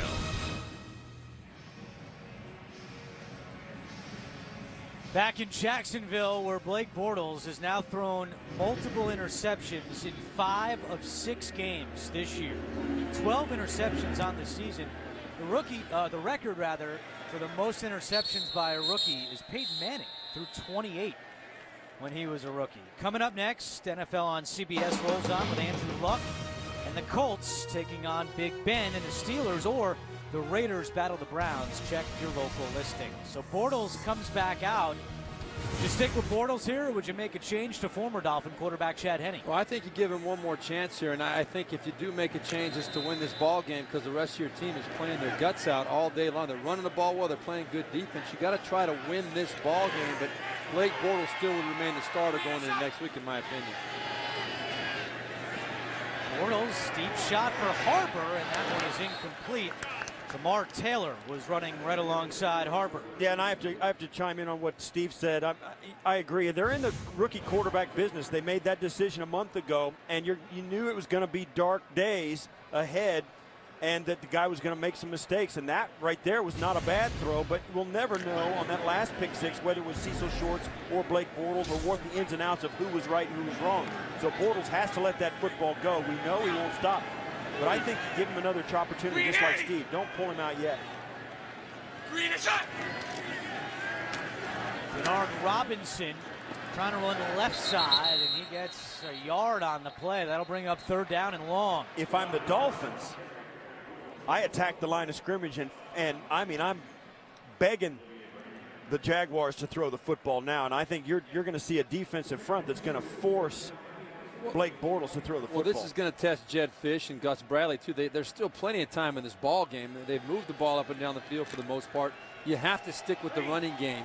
You come out and throw it on first and try to run on second. You've got a third and long now situation. Bortles, this is a very dangerous situation again. And it's been third and long all day. You see the Jaguars average 3rd and 7. Here it's 3rd and 8. Bortles in trouble, gets away, has room to run. Easily picks up the first down, and tippy-toes down the sideline and out of bounds. A 32-yard gain for Blake Bortles. Well, this is where he steps up, and this is one of the things that, he's needed to do at different times. This play, that's a great job staying in bounds, tight-roping the sidelines, doesn't step out there, and that's what he does. He gets all the way down the field, and that was a great job by Bortles. Better to take the football run, get a few positive yards than try and make a throw that's ill-advised. Longest rush of his career. Easy. Dakota. Mike's 93. Delta. Down. Robinson, one of the Dolphins, lost their helmet on that play. That was Jenkins. Sorry, Andrew. You make the point, though, Steve, that to see Blake Bortles tuck it and go right there, there's been several opportunities over the last few weeks we've seen where he should have tucked it and gone. and it takes a lot of pressure off the rest of the offense if he does it. Right there, it was a nice third down conversion, but if he's not sure with the football, he's got the ability to tuck it and make good things happen. I think that should be more of a stop process. Play action, Bortles steps up over the middle, and it's dropped. That appeared to hit Allen Robinson right in the numbers. Yeah, and that's one of the things, you know, your quarterback's going to struggle. He comes up, he avoids the face-on boot rush right there. He should have gotten tackled. Everybody's got to pick it up. You know, Allen Robinson's got to make that catch. When your quarterback's struggling, everybody else has got to make plays that they wouldn't normally make. That was a play that needed to be made. And, you know, when that guy's struggling in the back pocket, everybody, you know, that's when the whole team has to jump on his back and help him. 3rd and 7 for Jacksonville. Bortles to the left to Hearns. Sidesteps one defender, and Allen Hearns picks up the first down. Great move by the rookie out of Miami. A 9-yard gain. This is exactly what you're talking about, right, Steve Tasker? I mean, a quick, easy throw. Should have been stopped for short of the first down, but Hearns takes it upon himself, makes a couple of guys miss, and he's got the nice third down conversion. And now Jacksonville's back in business. Jamar Taylor missed that tackle for Miami defensively. 1st and 10 for Jacksonville at the 35. And Bortles is sacked. Olivier Vernon. A block kick today, and now give him a sack. This was a complete bust by the left tackle. Josh Wells in for the Luke Jokel, we don't even have, Blake Bortles never had a chance to even see the ball, look up the field to see if anybody was open. You see right there the spin move by Vernon, and Bortles had no chance. That's a very, very tough first assignment by Josh Wells. First down. And they got an automatic first down on a penalty in the secondary. I didn't see the flag anywhere. I still don't see it. Did he even tell us what the penalty was? That was a late flag that came in. Wow, you go from giving up a sack to getting a first down to 1st and 10 on the 29. We're still waiting to hear what the penalty was. In any event, it's 1st and 10 for Jacksonville. A costly penalty for the Dolphins as Denard Robinson crosses the 25-yard line. Yeah, costly penalty is an understatement, Andrew. I mean, it's a legal contact on Delmas. Okay. You know, Delmas was at the 20-yard line.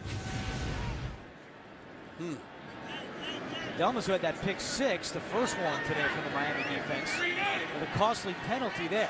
2nd down and 6 from the 25. They pitch it to Denard Robinson. And he is pushed back. Forward progress takes him to the 23-yard line. Shaw Jones makes the tackle. And Denard Robinson has 14 carries for 99 yards.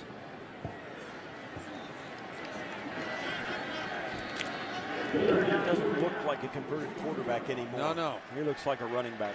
We asked him about that last week, and he said he still thinks like a quarterback, but he looks at himself as a running back now.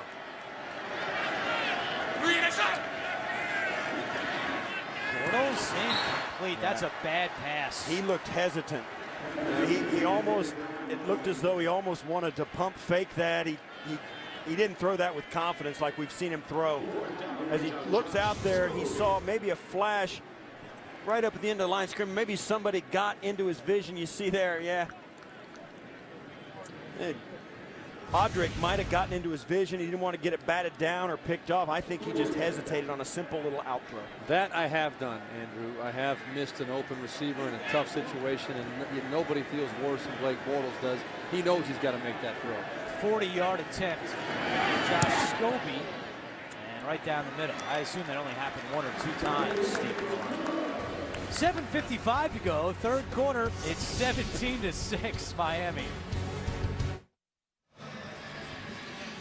Aerial coverage of today's game is provided by MetLife. Our thanks to Snoopy 1 high above Everbank Field, where Miami has a 17-6 lead. With the Steves, Berline, and Tasker, I'm Andrew Catalan.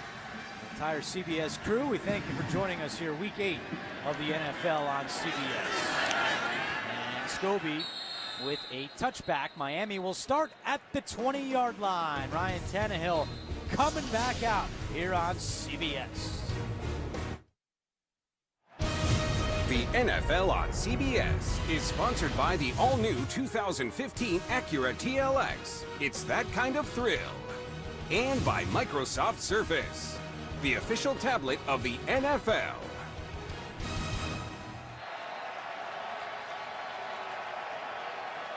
Jacksonville Air Show this weekend. Take a look at this graphic. Miami has more interception return yards than total yards on offense today. Tannehill back on the field, 1st and 10. Fires, and Hartline could not bring that one in. He was open, too. He was open, Andrew. You're 100% right, and it's got to be a better throw from Ryan Tannehill. When your offense is struggling, and they have been struggling, Jacksonville has not given them the ball many times. That's a throw that has got to be made. Ryan Tannehill step up and get this offense jump-started. Hartline has 1 catch. Mike Wallace does not have a catch today as Lamar Miller gets to the 25-yard line, but it will bring up a 3rd down for Miami. Yeah, I think that's one thing that's got to get fixed. You've got to get the football to some guys that can make some yards. Mike Wallace is as fast a guy and as big a playmaker as you'll find at wide receiver, and they haven't even thrown at him, let alone giving him a catch. Jacksonville defense trying to force a 3-and-out. 3rd and 5. Tannehill incomplete. Grotz may have got a hand on that one, and that is a lightning quick 3-and-out. Well, they gave it the effort. And I think Mike Wallace, that you saw a little bit of jersey grab there by Dwayne Grotz. That's what Mike Wallace is a little bit upset about. He kind of threw him off his course, I think, a little bit, because I was going to say that Wallace needed to come flatter to get that football. He would have caught it, I believe, but Grotz did tug at that jersey and pull him back outside. Coming into the game, Miami had only gone 3-and-out 7 times, the fewest in the NFL. Today, 4 3-and-outs. And Sanders is brought down at the 28-yard line. Week 8 continues later today on CBS and for some of you on Fox. Then tonight with Sunday Night Football on NBC. And tune in tomorrow for Monday Night Football on ESPN. Now that last stat, I think, highlights, as we say hello to our little friend there, just how well this Jacksonville defense has played today. Obviously, Jacksonville 1-6. They have a lot of issues offensively, but you got to tip your cap to this Jaguars defense. And that's one of the reasons that the Dolphins have so few plays, because of those 3-and-outs you're talking about. The Jaguars defense is not letting them convert anything, so you have to give them a lot of credit. Bortles over the middle, almost intercepted off the deflection. Jelani Jenkins had it in his hands. Well, this is another spot where the wide receiver almost gets Blake Bortles into trouble. That's right on the numbers. Couldn't have been a better throw. And Hearns just can't pull it in. I mean, this hits him right there. He's covered. I mean, Trusnick's all over him, but that's a ball that's got to get caught. And so, it's like we said, your defense and your running game can really help you, but when your quarterback's struggling, it's going to take everybody to pick him up. That's a play. That's an example of it right there. Hearns has had an issue with drops the entire season. 2nd down. Bortles lofts one. Nice catch. That is Hearns with some redemption. Back to New York, JB and Bart Scott. Baltimore has narrowed the gap. Yes, you got Lorenzo Taliaferro cutting on a dime, cutting the lead down to 14-13. The 2-point conversion was good. Baltimore closing the gap, 14-17. 1:52 left in the 3rd. Back to Andrew, Steve, and Steve. That's a big game for Cincinnati to keep pace with Baltimore. They got to have that one. Following the catch by Hearns, which went for 20. It's 1st and 10. Jacksonville, deep shot here. Looking for shorts, incomplete. Grimes had good coverage on that play.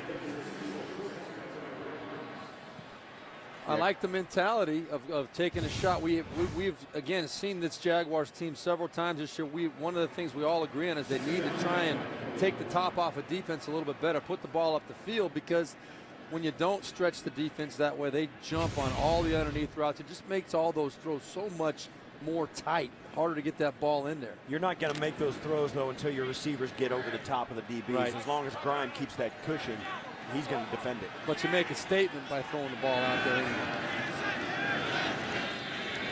Bortles incomplete. Had to get rid of it quickly because pressure was coming from Cameron Wake. And it's 3rd and 10. And they tried to get this to Marquise Lee coming across. You'll come right across the formation, comes clean as you see.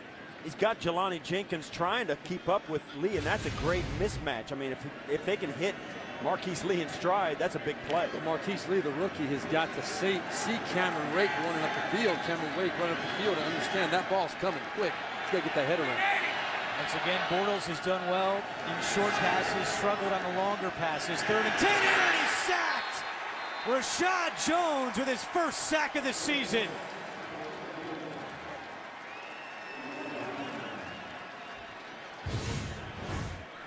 You're going to see coming right through here. They loaded up the front and they came with an all-out blitz, and Bortles, I think as a young quarterback, you got to assume that he got confused in his protections. He looked like he didn't know that he was hot on that play, and they obviously brought more than the Jaguars could block up front. Quarterback, the most difficult thing to learn is how to identify his protections. Dolphins defense had 3 sacks last week in Chicago, 3 more today, and that takes a nice Jaguars bounce out of bounds at the 5-yard line. 5:50 to go, 3rd quarter. Miami leads it 17-6. It's like Ace Ventura trying to rescue the parrot in the movie. Tomorrow on CBS, great night for comedy, beginning with the season premiere of Two Broke Girls, followed by a new episode of The Millers. It all starts tomorrow at 8/7 Central, only on CBS. It just cost me 25 grand, Polly. 1st and 10 for Miami. And they started on the ground to Lamar Miller, who's had a quiet day. Philip Wheeler makes, check that. JT Thomas makes the tackle. Well, Andrew, who on this Miami Dolphins offense has not had a quiet day? That's the question. They have not been able to find any rhythm in any way, shape, or form at this point.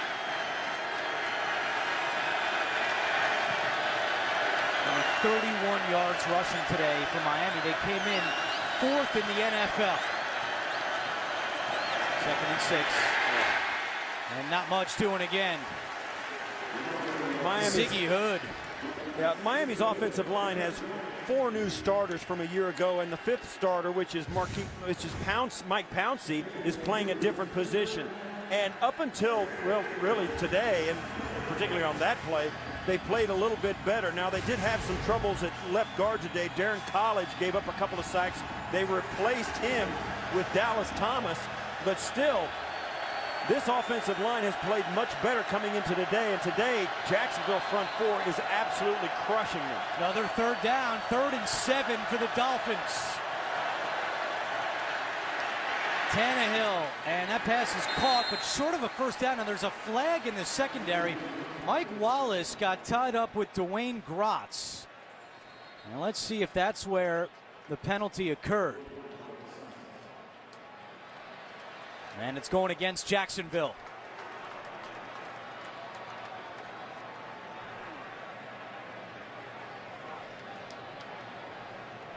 There are 2 fouls on the play, 1 by each team.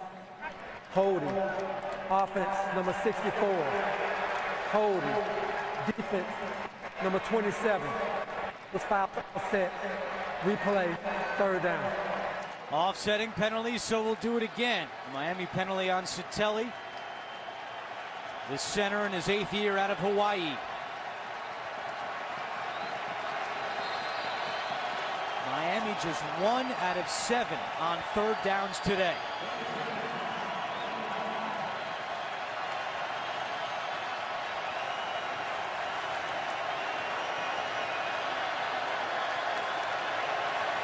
Tannehill 1 out of 4 on 3rd downs.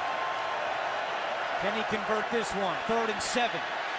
Steps out of his own end zone, heaves it deep, looking for Wallace, and he makes the catch. Was he in bounds? No! Out of bounds and incomplete. Mike Wallace has been preaching for Miami to get the deep ball more involved in the offense. He got his wish here, but he's ruled out of bounds. Oh, he got a knee down. That's a foot knee. Yeah, that's going to be and a now catch. they've changed it. And now they're going to give now there's also a penalty flag somewhere out there. Now we've got the officials talking over and giving the holding. That we have a completed catch at the sideline. First down, Miami. The guy right on it. Yeah, the guy right on it waved it off. He was overruled by his fellow official, and rightfully so. This is a catch. Great catch. A great throw, but an unbelievable catch by Mike Wallace. That knee is definitely in. He's got control of the football. No doubt about it. Red Bryant is encouraging Gus Bradley to throw the red flag. All the Jaguars are. Well, it's a mistake. They don't. He did it twice last week, and it was a mistake. Gus is ticked because the first official said he was out, and then they overturned it without going to replay. So he doesn't throw the flag. A 50-yard gain. Longest this season for Mike Wallace. Tannehill looking deep again. End zone, and it's incomplete. He was going for Wallace again. Demetrius McCray on the coverage. And Gus Bradley is still yelling at Jerome Bogart. Well, Gus Bradley's going to look at the film tomorrow, and he's going to understand, even if it was ruled incomplete, Joe Philbin was going to challenge it, and it would have been ruled a completion because it was clear that it was a catch. It's such an emotional game, and Gus Bradley does a great job of keeping his cool under these conditions, and he's been in it a lot of times over the last 2 years, but right there he's going to realize that he was wrong. Second down and 10 from the 42-yard line. Miller with a nice run on second down, and he's brought down a yard shy of a first. Josh Evans makes the tackle.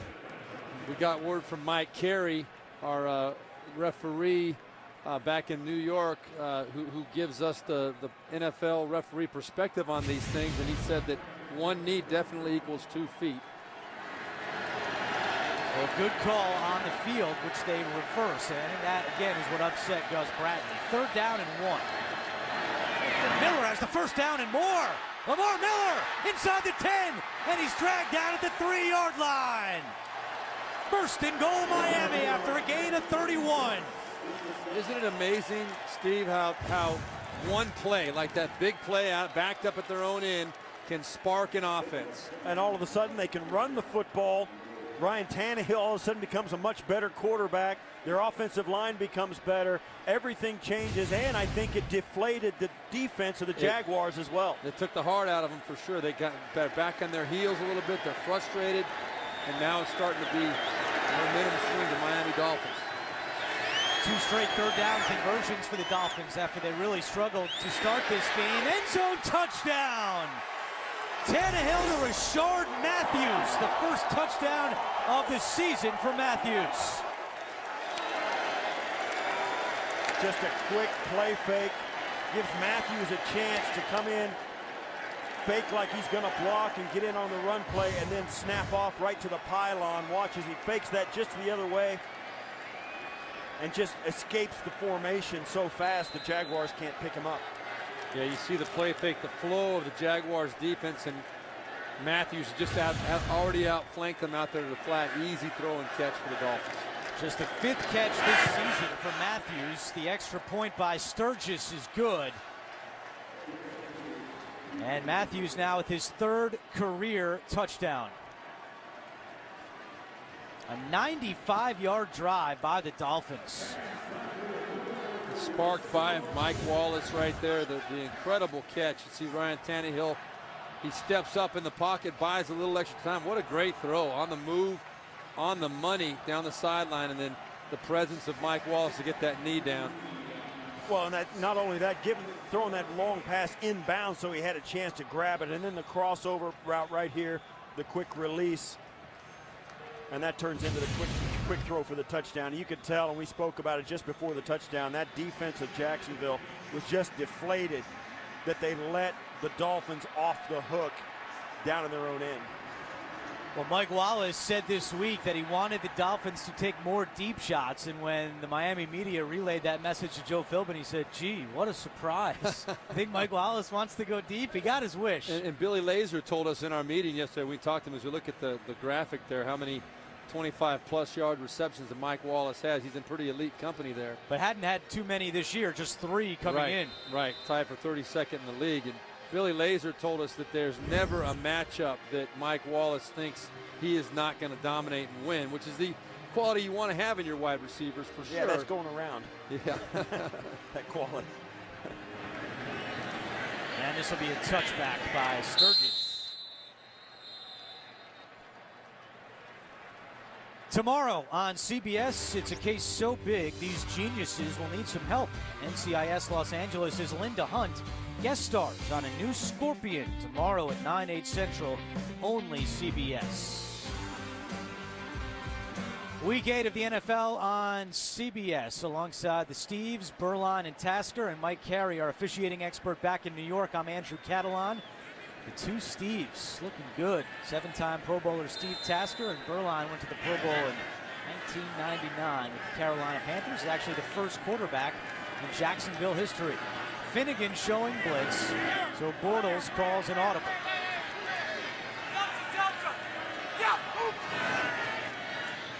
Bortles, incomplete, was trying to get it to Robinson. Jacksonville's had a number of drops in this game today.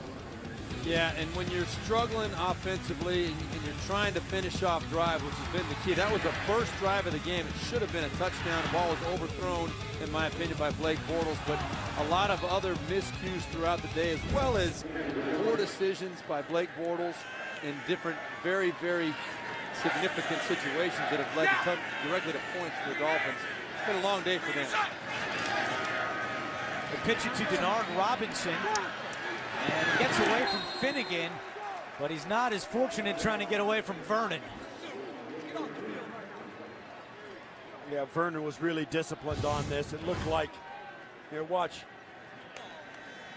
Right there, he just doesn't get fooled.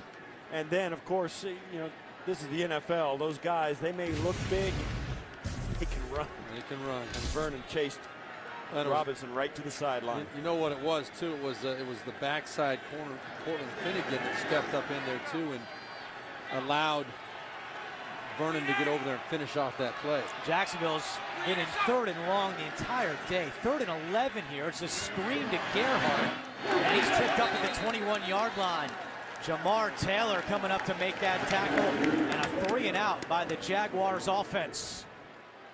Well, if you want to really talk about where this game to this point has been won and lost, you got to go back to the very, very first part of the game. The opportunities the Jaguars had early in this ball game to get points on the board and remain in control. Now you're down 24-6. It's becoming a one-dimensional ball game. The Jacksonville Jaguars are now playing catch-up. They're pressing. The Dolphins are in control, but it's because they did not cash in when they had the opportunity early. Landry at his own 27. And he's tackled at the 32-yard line. That was Jeremiah George making the special teams tackle, playing in his first NFL game today for Jacksonville. Yeah, you spoke, Steve, about the way it was in the beginning of this game. Jacksonville absolutely dominated this game, offensively and defensively, and really throughout the first half. And it was the 2 turnovers by Blake Bortles that really kept Jacksonville from controlling this football game. And you can go back also to the blocked field goal and then a missed field goal or made field goal that was called back on a penalty. I mean, they have no one to blame but themselves for not only in this game, but leading in this game instead of trailing by 18. 42 seconds remain in the 3rd quarter. Miami, with the clock on their side, pitches it to Miller. And that should be the final play of the quarter. Chris Clemens makes the tackle. Ryan Tannehill today is 10 out of 20 for 107 yards and the touchdown. And his defense has been absolutely huge today, picking off Blake Bortles twice, also forcing a Bortles fumble. And it's really the Miami defense that has gotten them out to this 24-6 lead through 3 quarters. A long day for Gus Bradley and the Jaguars. We're through 3. We're back after this on CBS. Start of the 4th quarter in Jacksonville. The Dolphins, trying to get to 4-3 on the season, have a 24-6 lead on Jacksonville, and turnovers the big story. 3 by the Jaguars. It's led to 17 Miami points. 2nd and 10 for Miami to start the 4th. Tannehill goes to the air, and the pass is caught by the backup tight end Deion Sims. His first catch today. Jonathan Cyprien makes the tackle, a gain of 13. Tannehill has now completed 11 passes to 8 different receivers. Tannehill over the last 3 or 4 weeks has gone through stretches. You look at the Chicago game last week. At one point, he started the game 14 straight completions. So he's been streaky, and those streaks are getting longer and more frequent. Back to the air, and they'll dump it down to Thomas. And he has another Miami first down, forced out by Cyprien. Well, what we're seeing now out of Ryan Tannehill in this offense is what we saw on film looking at the Bears game last week. And you're talking about the 14 in a row to start the game. They're committed to the running game and the play action off of it. The protection's holding up. But what is most important is that Ryan Tannehill is understanding when to take his chances, when not to, going through his progression right there. Everybody flew out for coverage and took the check down for a nice completion and gain. Thomas spins away. Daniel Thomas with a 9-yard run, the 4th-year running back out of Kansas State. It'll be 2nd and 1 as we take a look at the standings in the AFC East. Now New England is all over Chicago today. Miami there 3-3. Buffalo leads the Jets by 10, so those two teams in the division are going to, sort it out even further. Buffalo trying to hang on, and Miami trying to put their foot on the gas. Man, Miami already beat New England this year, and they lost to Buffalo in week 2. 13:25 to go. Tannehill wants to go to the air again, taking a shot towards the end zone, and it's incomplete. Mike Wallace, the intended receiver. Well, we talked, Steve, about how the Dolphins are going to kind of approach the rest of this game. We both thought they'd be a little bit more conservative, but they've come out and said, no, we're going to try and get some more on the board. That was a double move by Mike Wallace. Played pretty darn well there on the outside by Demetrius McCray. Ball just overthrown, and Mike Wallace a little bit frustrated. He'd like to get to that one, but at least it's a good attempt at a big play up the field. On 3rd and 1, Thomas, and he's got the first down. Yeah, you talk about these receivers like Mike Wallace, like Brian Hartline. I played receiver during the week, never in games, but during the week I practiced. So, the great receivers, they do complain when they're not getting the ball, and it has more to do with their inability to contribute any other way. I mean, all they can do is help when they can catch the football, and if you're not contributing, it's hard to be happy in your job.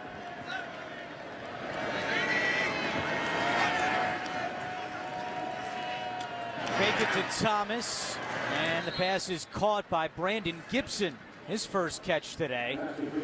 Now coming in, Jacksonville with some key injuries, specifically on the defensive side of the ball. A killer last week with Paul Posluszny lost for the year. Branch is out 6 weeks.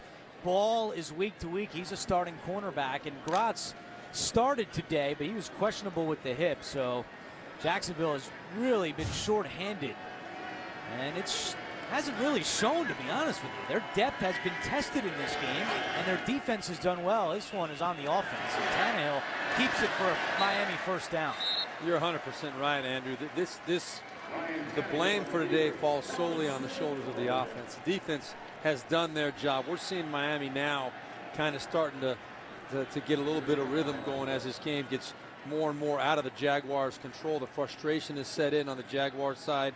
You can only try and get yourself pumped up and fired up for so many opportunities defensively, and at some point you got to figure this is a professional team. They're going to get their rhythm. They've found it here lately in the Dolphins. Hey, think about the replacements for those starters. JT Thomas has done a very good job today for Posluszny. Ryan Davis filling in for Branch has 2 sacks, and Gratz has done well in the corner, as Tannehill's pass is caught at the 10-yard line by Mike Wallace. Well, and you look, this defense of the Jaguars only given up 10 points. I mean, there's 24 points for Miami on the scoreboard.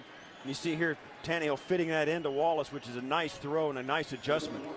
But there's only 10 points on the board due to this offense of the Dolphins, and that one came in this second half. That touchdown came in this second half on that last drive. So this defense has played extremely well under duress and very thin at linebacker and particularly cornerback. Tannehill is 9 out of 13 in the second half for 108 yards and a touchdown. And Clemens just walks offside, pointing to one of the Dolphins on 2nd and 1. We await the call. Oh, they're calling it on Clemens. Encroachment, defense, number 91. 5-yard penalty, still second out. Well, let's see if anybody moves on the right side of the offensive line for Miami. Yep. Yeah, A little flinch. Yeah, he's right. He's 100% He's exactly right. And Gus Bradley let the official know about it. This is as animated as we've seen Bradley. Yeah, that's an easy call, and that's frustrating when you can see it and you're seeing it better than the official does and he doesn't call it. Miami, times of possessions, had the ball more than the Jags here in the second half. And Dolphins now have 1st and goal from the 5-yard line. Tannehill. That pass is deflected and picked off.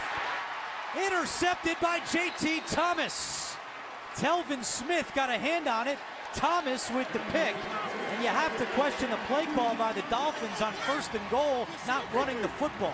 Yeah, I think you do 100% right, Andrew. I think early in the game, the aggressiveness on 1st down, you can justify it 100%. But when you get the momentum going, you've been running the ball well, you're in control of this ball game, you can't take points off the board with something bad happening, a deflected pass, a bad decision by the quarterback. That's what happened there without a doubt. First career interception for J.T. Thomas. Well, I think the officials now are talking to Joe Philbin. There's a question as to whether J.T. Thomas caught that and started to run out of the end zone and get outside the end zone, and it would become a safety rather than a touchback. But in coming out of the end zone, the ball has to come completely out. The ball has to come all the way out across the line till it's not touching the line, the front part of the line. That never happened. Doesn't matter where his feet are. It matters where the football is. Right. The foot was on the line, but the ball was in his right arm inside the end zone. Right now, it's 1st and 10 for the Jaguars at the 20. You are watching the NFL on CBS.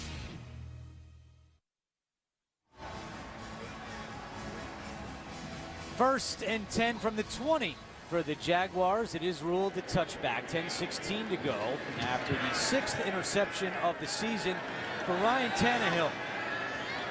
And he leads 24-6, trying to win back-to-back games for the first time this season.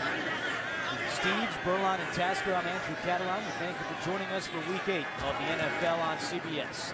Denard Robinson picks up 4 on the play. We go back to New York. Can't wait. JB and Bart Scott. Defense sparking Baltimore. Andy Dalton stripped by Hello to Nada. Picked up by Darrell Smith, stumbling, fumbling. He's pushing that X button. He's fighting. He's caught on the 8-yard line. Sets up an 8-yard run by Lorenzo Talon-Farrell. 21-20. Ravens. Back to Andrew Catalan. And off the deflection, Marquise Lee makes a catch, JB. How about that? But there is a flag down on the play. It deflected off Allen Robinson. You could hear the thud all the way up here. I don't know where it hit his foot. Now they're calling, I think the penalty is going to be pass interference, on Pass interference, defense, number 22. That penalty is declined. The result of the play is the 1st down. That's Jamar Taylor. He got there just a little bit early. You're going to see he breaks on the ball. He's right here at the bottom. He just breaks on the ball a little bit too early. The contact is before the ball gets there. Right call for sure.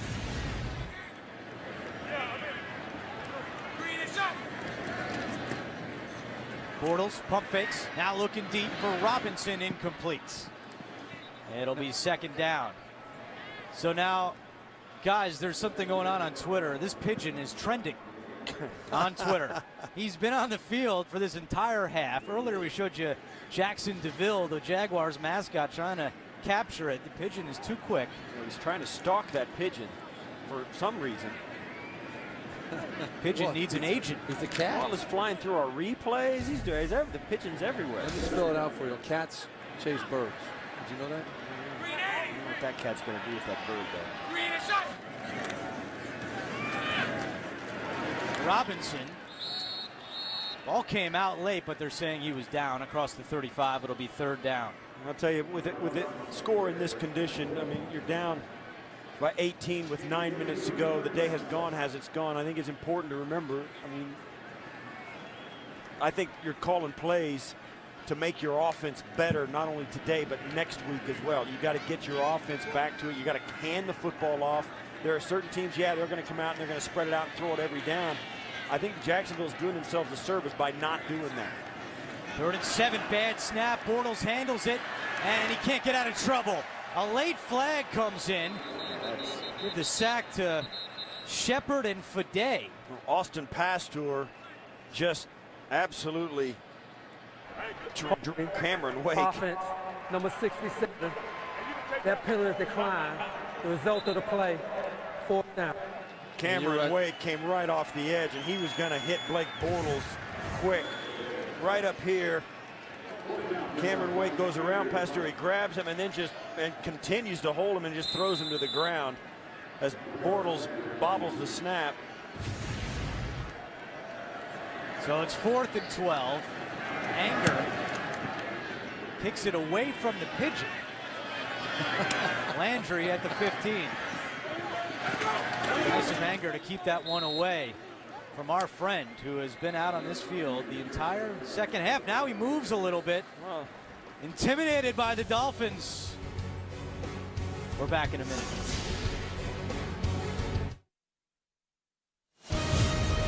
The NFL on CBS is sponsored by Nationwide. Nationwide is on your side. Verizon, more live games than ever before with NFL Mobile.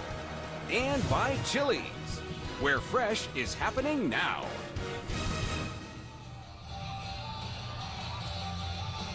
The Blue Angels are part of the Jacksonville Air Show this weekend.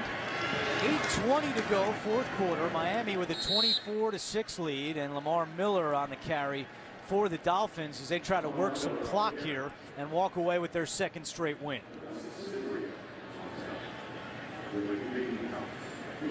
Miami has not won back-to-back games this year. They've talked about trying to be more consistent, and you look at their last 3 games coming in, they have been. They almost had that game against Green Bay. In fact, they should have had that one.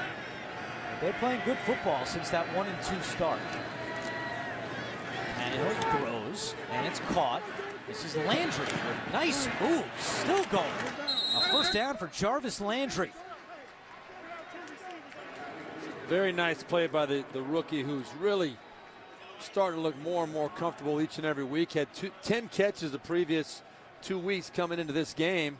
Right here, nice showing his running ability, making a few guys miss on the outside. He's got 3 catches today, but very elusive, very good with the ball in his hands. And he's replaced Brandon Gibson as the slot wide receiver in this Miami offense. Miller reverses field. Lamar Miller putting the moves on. And another Miami 1st down.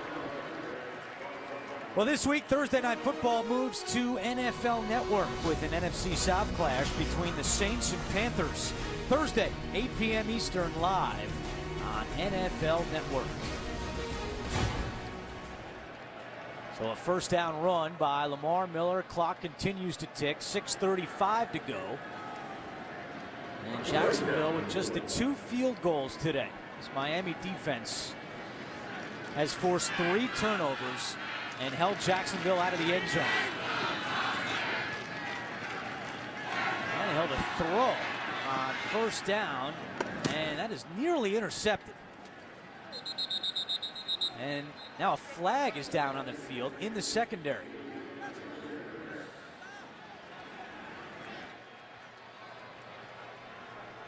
It looked like Sims stepped out of bounds and came back in. While the quarterback was still in the pocket before the pass, illegal contact, defense, number 31. 5-yard penalty, automatic 1st down. Back to New York, JB and Bart Scott. Seattle trying to pull it out, Bart. Oh, yeah, Wilson to Wilson. Love that connection. Luke Wilson on the 23-yard reception. Seattle goes up 13-9. 42 seconds left. Clutch. Back to Andrew, Steve. All right, guys, thank you. And as we just told you, Carolina on Thursday Night Football this week against the New Orleans Saints. Motion on the Dolphins. Offense, number 70. 5-yard penalty, still first down. It's on the rookie, Juwan James. First-round pick out of Tennessee. He's really had a great mentor in Brandon Albert. Yeah, Joe Philbin told us that Albert's really done a lot to help James's progression here in this rookie season.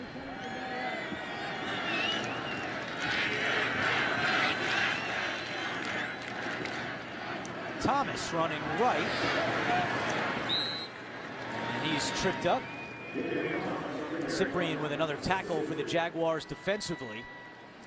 Well, guys, we showed you the AFC standings before. Miami on the verge of going to 4-3. Do you think this team can make some noise here as we enter November this next weekend? You know, I think that they can for sure. They've already beaten New England once this year. You talked about that, and I think every win, in fact, when we talked to all of them yesterday, you got the feeling that the confidence was building inside that locker room, that the coaches and the players really feel like they've got the right kind of momentum going and that they can be a pretty darn good football team. Tannehill to a wide open Sims. Cuts back, the pigeon flies away. Sims is down to the 10. First down, Miami. Oh, just a complete bust in the coverage. You're going to see right here the tight end Sims is going to go up and run a corner route, but nobody drops with him into zone coverage. You see the defensive backs get caught up in the underneath coverage. That gives a big hole for Sims to settle into, and nicely done by Ryan Tannehill to find him and put the ball in the money. Yeah, that's a throw Ryan Tannehill a year, maybe 2 years ago, doesn't make. He doesn't have the patience to stand in the pocket, let it collapse around him, stand in the face of the rush and deliver that ball. Now he does it every series. On first and goal, Thomas is spun back. You know, that's been a major problem for the Jaguars defense this year. Tight ends have had field days against the Jacksonville linebacking core, and another big example there with Sims, the big game. Well, we talked about it in the open where we thought it would be Clay, not Sims, that that would have the big day because of the linebacking problems that the Jaguars face. Paul Posluszny leaving the team with an injury, and J.T. Thomas moving inside. That puts Leroy Reynolds and Dakota Watson into the mix, and all these guys that were not used to communicating with each other into the mix at linebacker. Chance of let's go Dolphins here in Jacksonville.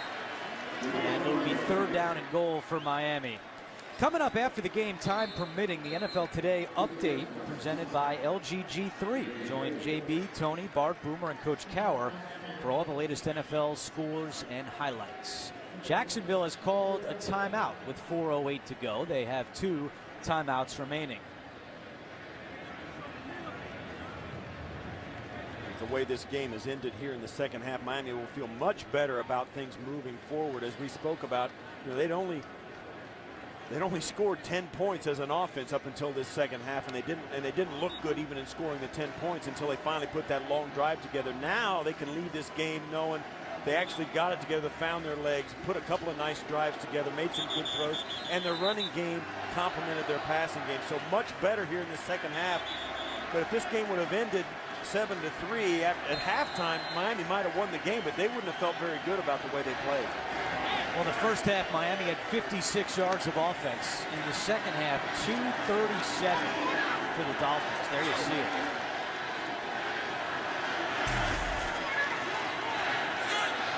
So following the timeout by the Jaguars, it's third and goal for the Dolphins.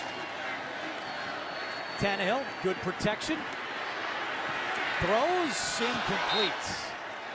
Charles Clay got a little separation at the end of that play, but Tannehill didn't see it in time. Now, Tannehill's going to want this one back. He saw it, but he got panicked a little bit. You're going to see Clay. It's a great view right here. You're going to see how open Clay is. Tannehill's got to make that throw. He's got a chance to get that throw off. He just overthrew it, panicked a little bit, but that's another learning moment for him. But we've seen again the Miami Dolphins turn it on in the second half. They've done that a few times this year, and that's going to be the coaching point for Joe Philbin is, hey, if we want to really make a run for this AFC East, we've got to come out ready to play. We can't give a team like Jacksonville the opportunity to run us out of the stadium in the first half. Caleb Sturgis, 24-yard field goal, and there's a flag down before the kick. Delay of game. Offense, number 9. 5-yard penalty. Replay, 4th down. Well, Sturgis grew up about a half hour from here in St. Augustine, Florida. He was a Jaguars fan growing up and has actually played in this stadium 3 times before. 2 games against Georgia as a member of the Gators, and he also played the Gator Bowl here against Ohio State. So now the 24-yard try becomes a 29-yard field goal attempt. And it hits the upright and goes through. So Sturgis 2 for 2 on the day. 3:54 to go. Miami extends its lead. It's 27-6 over Jacksonville.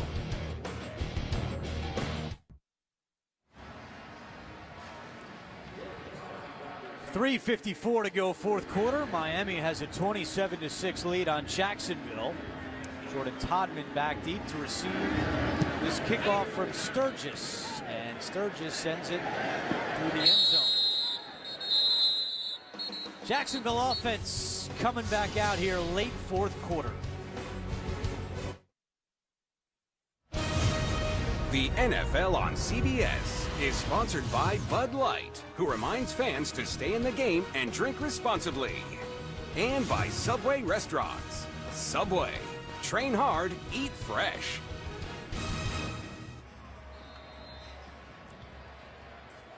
Beautiful day in Jacksonville, but it's Miami that's enjoying it more with a 27-6 lead over the Jaguars. On first down, Bortles sets up the screen to the tight end Harbor, and he's knocked down close to the 35-yard line. 2 timeouts remaining for Jacksonville, and if nothing else, Bortles trying to get some confidence going into next week's game against the Bengals.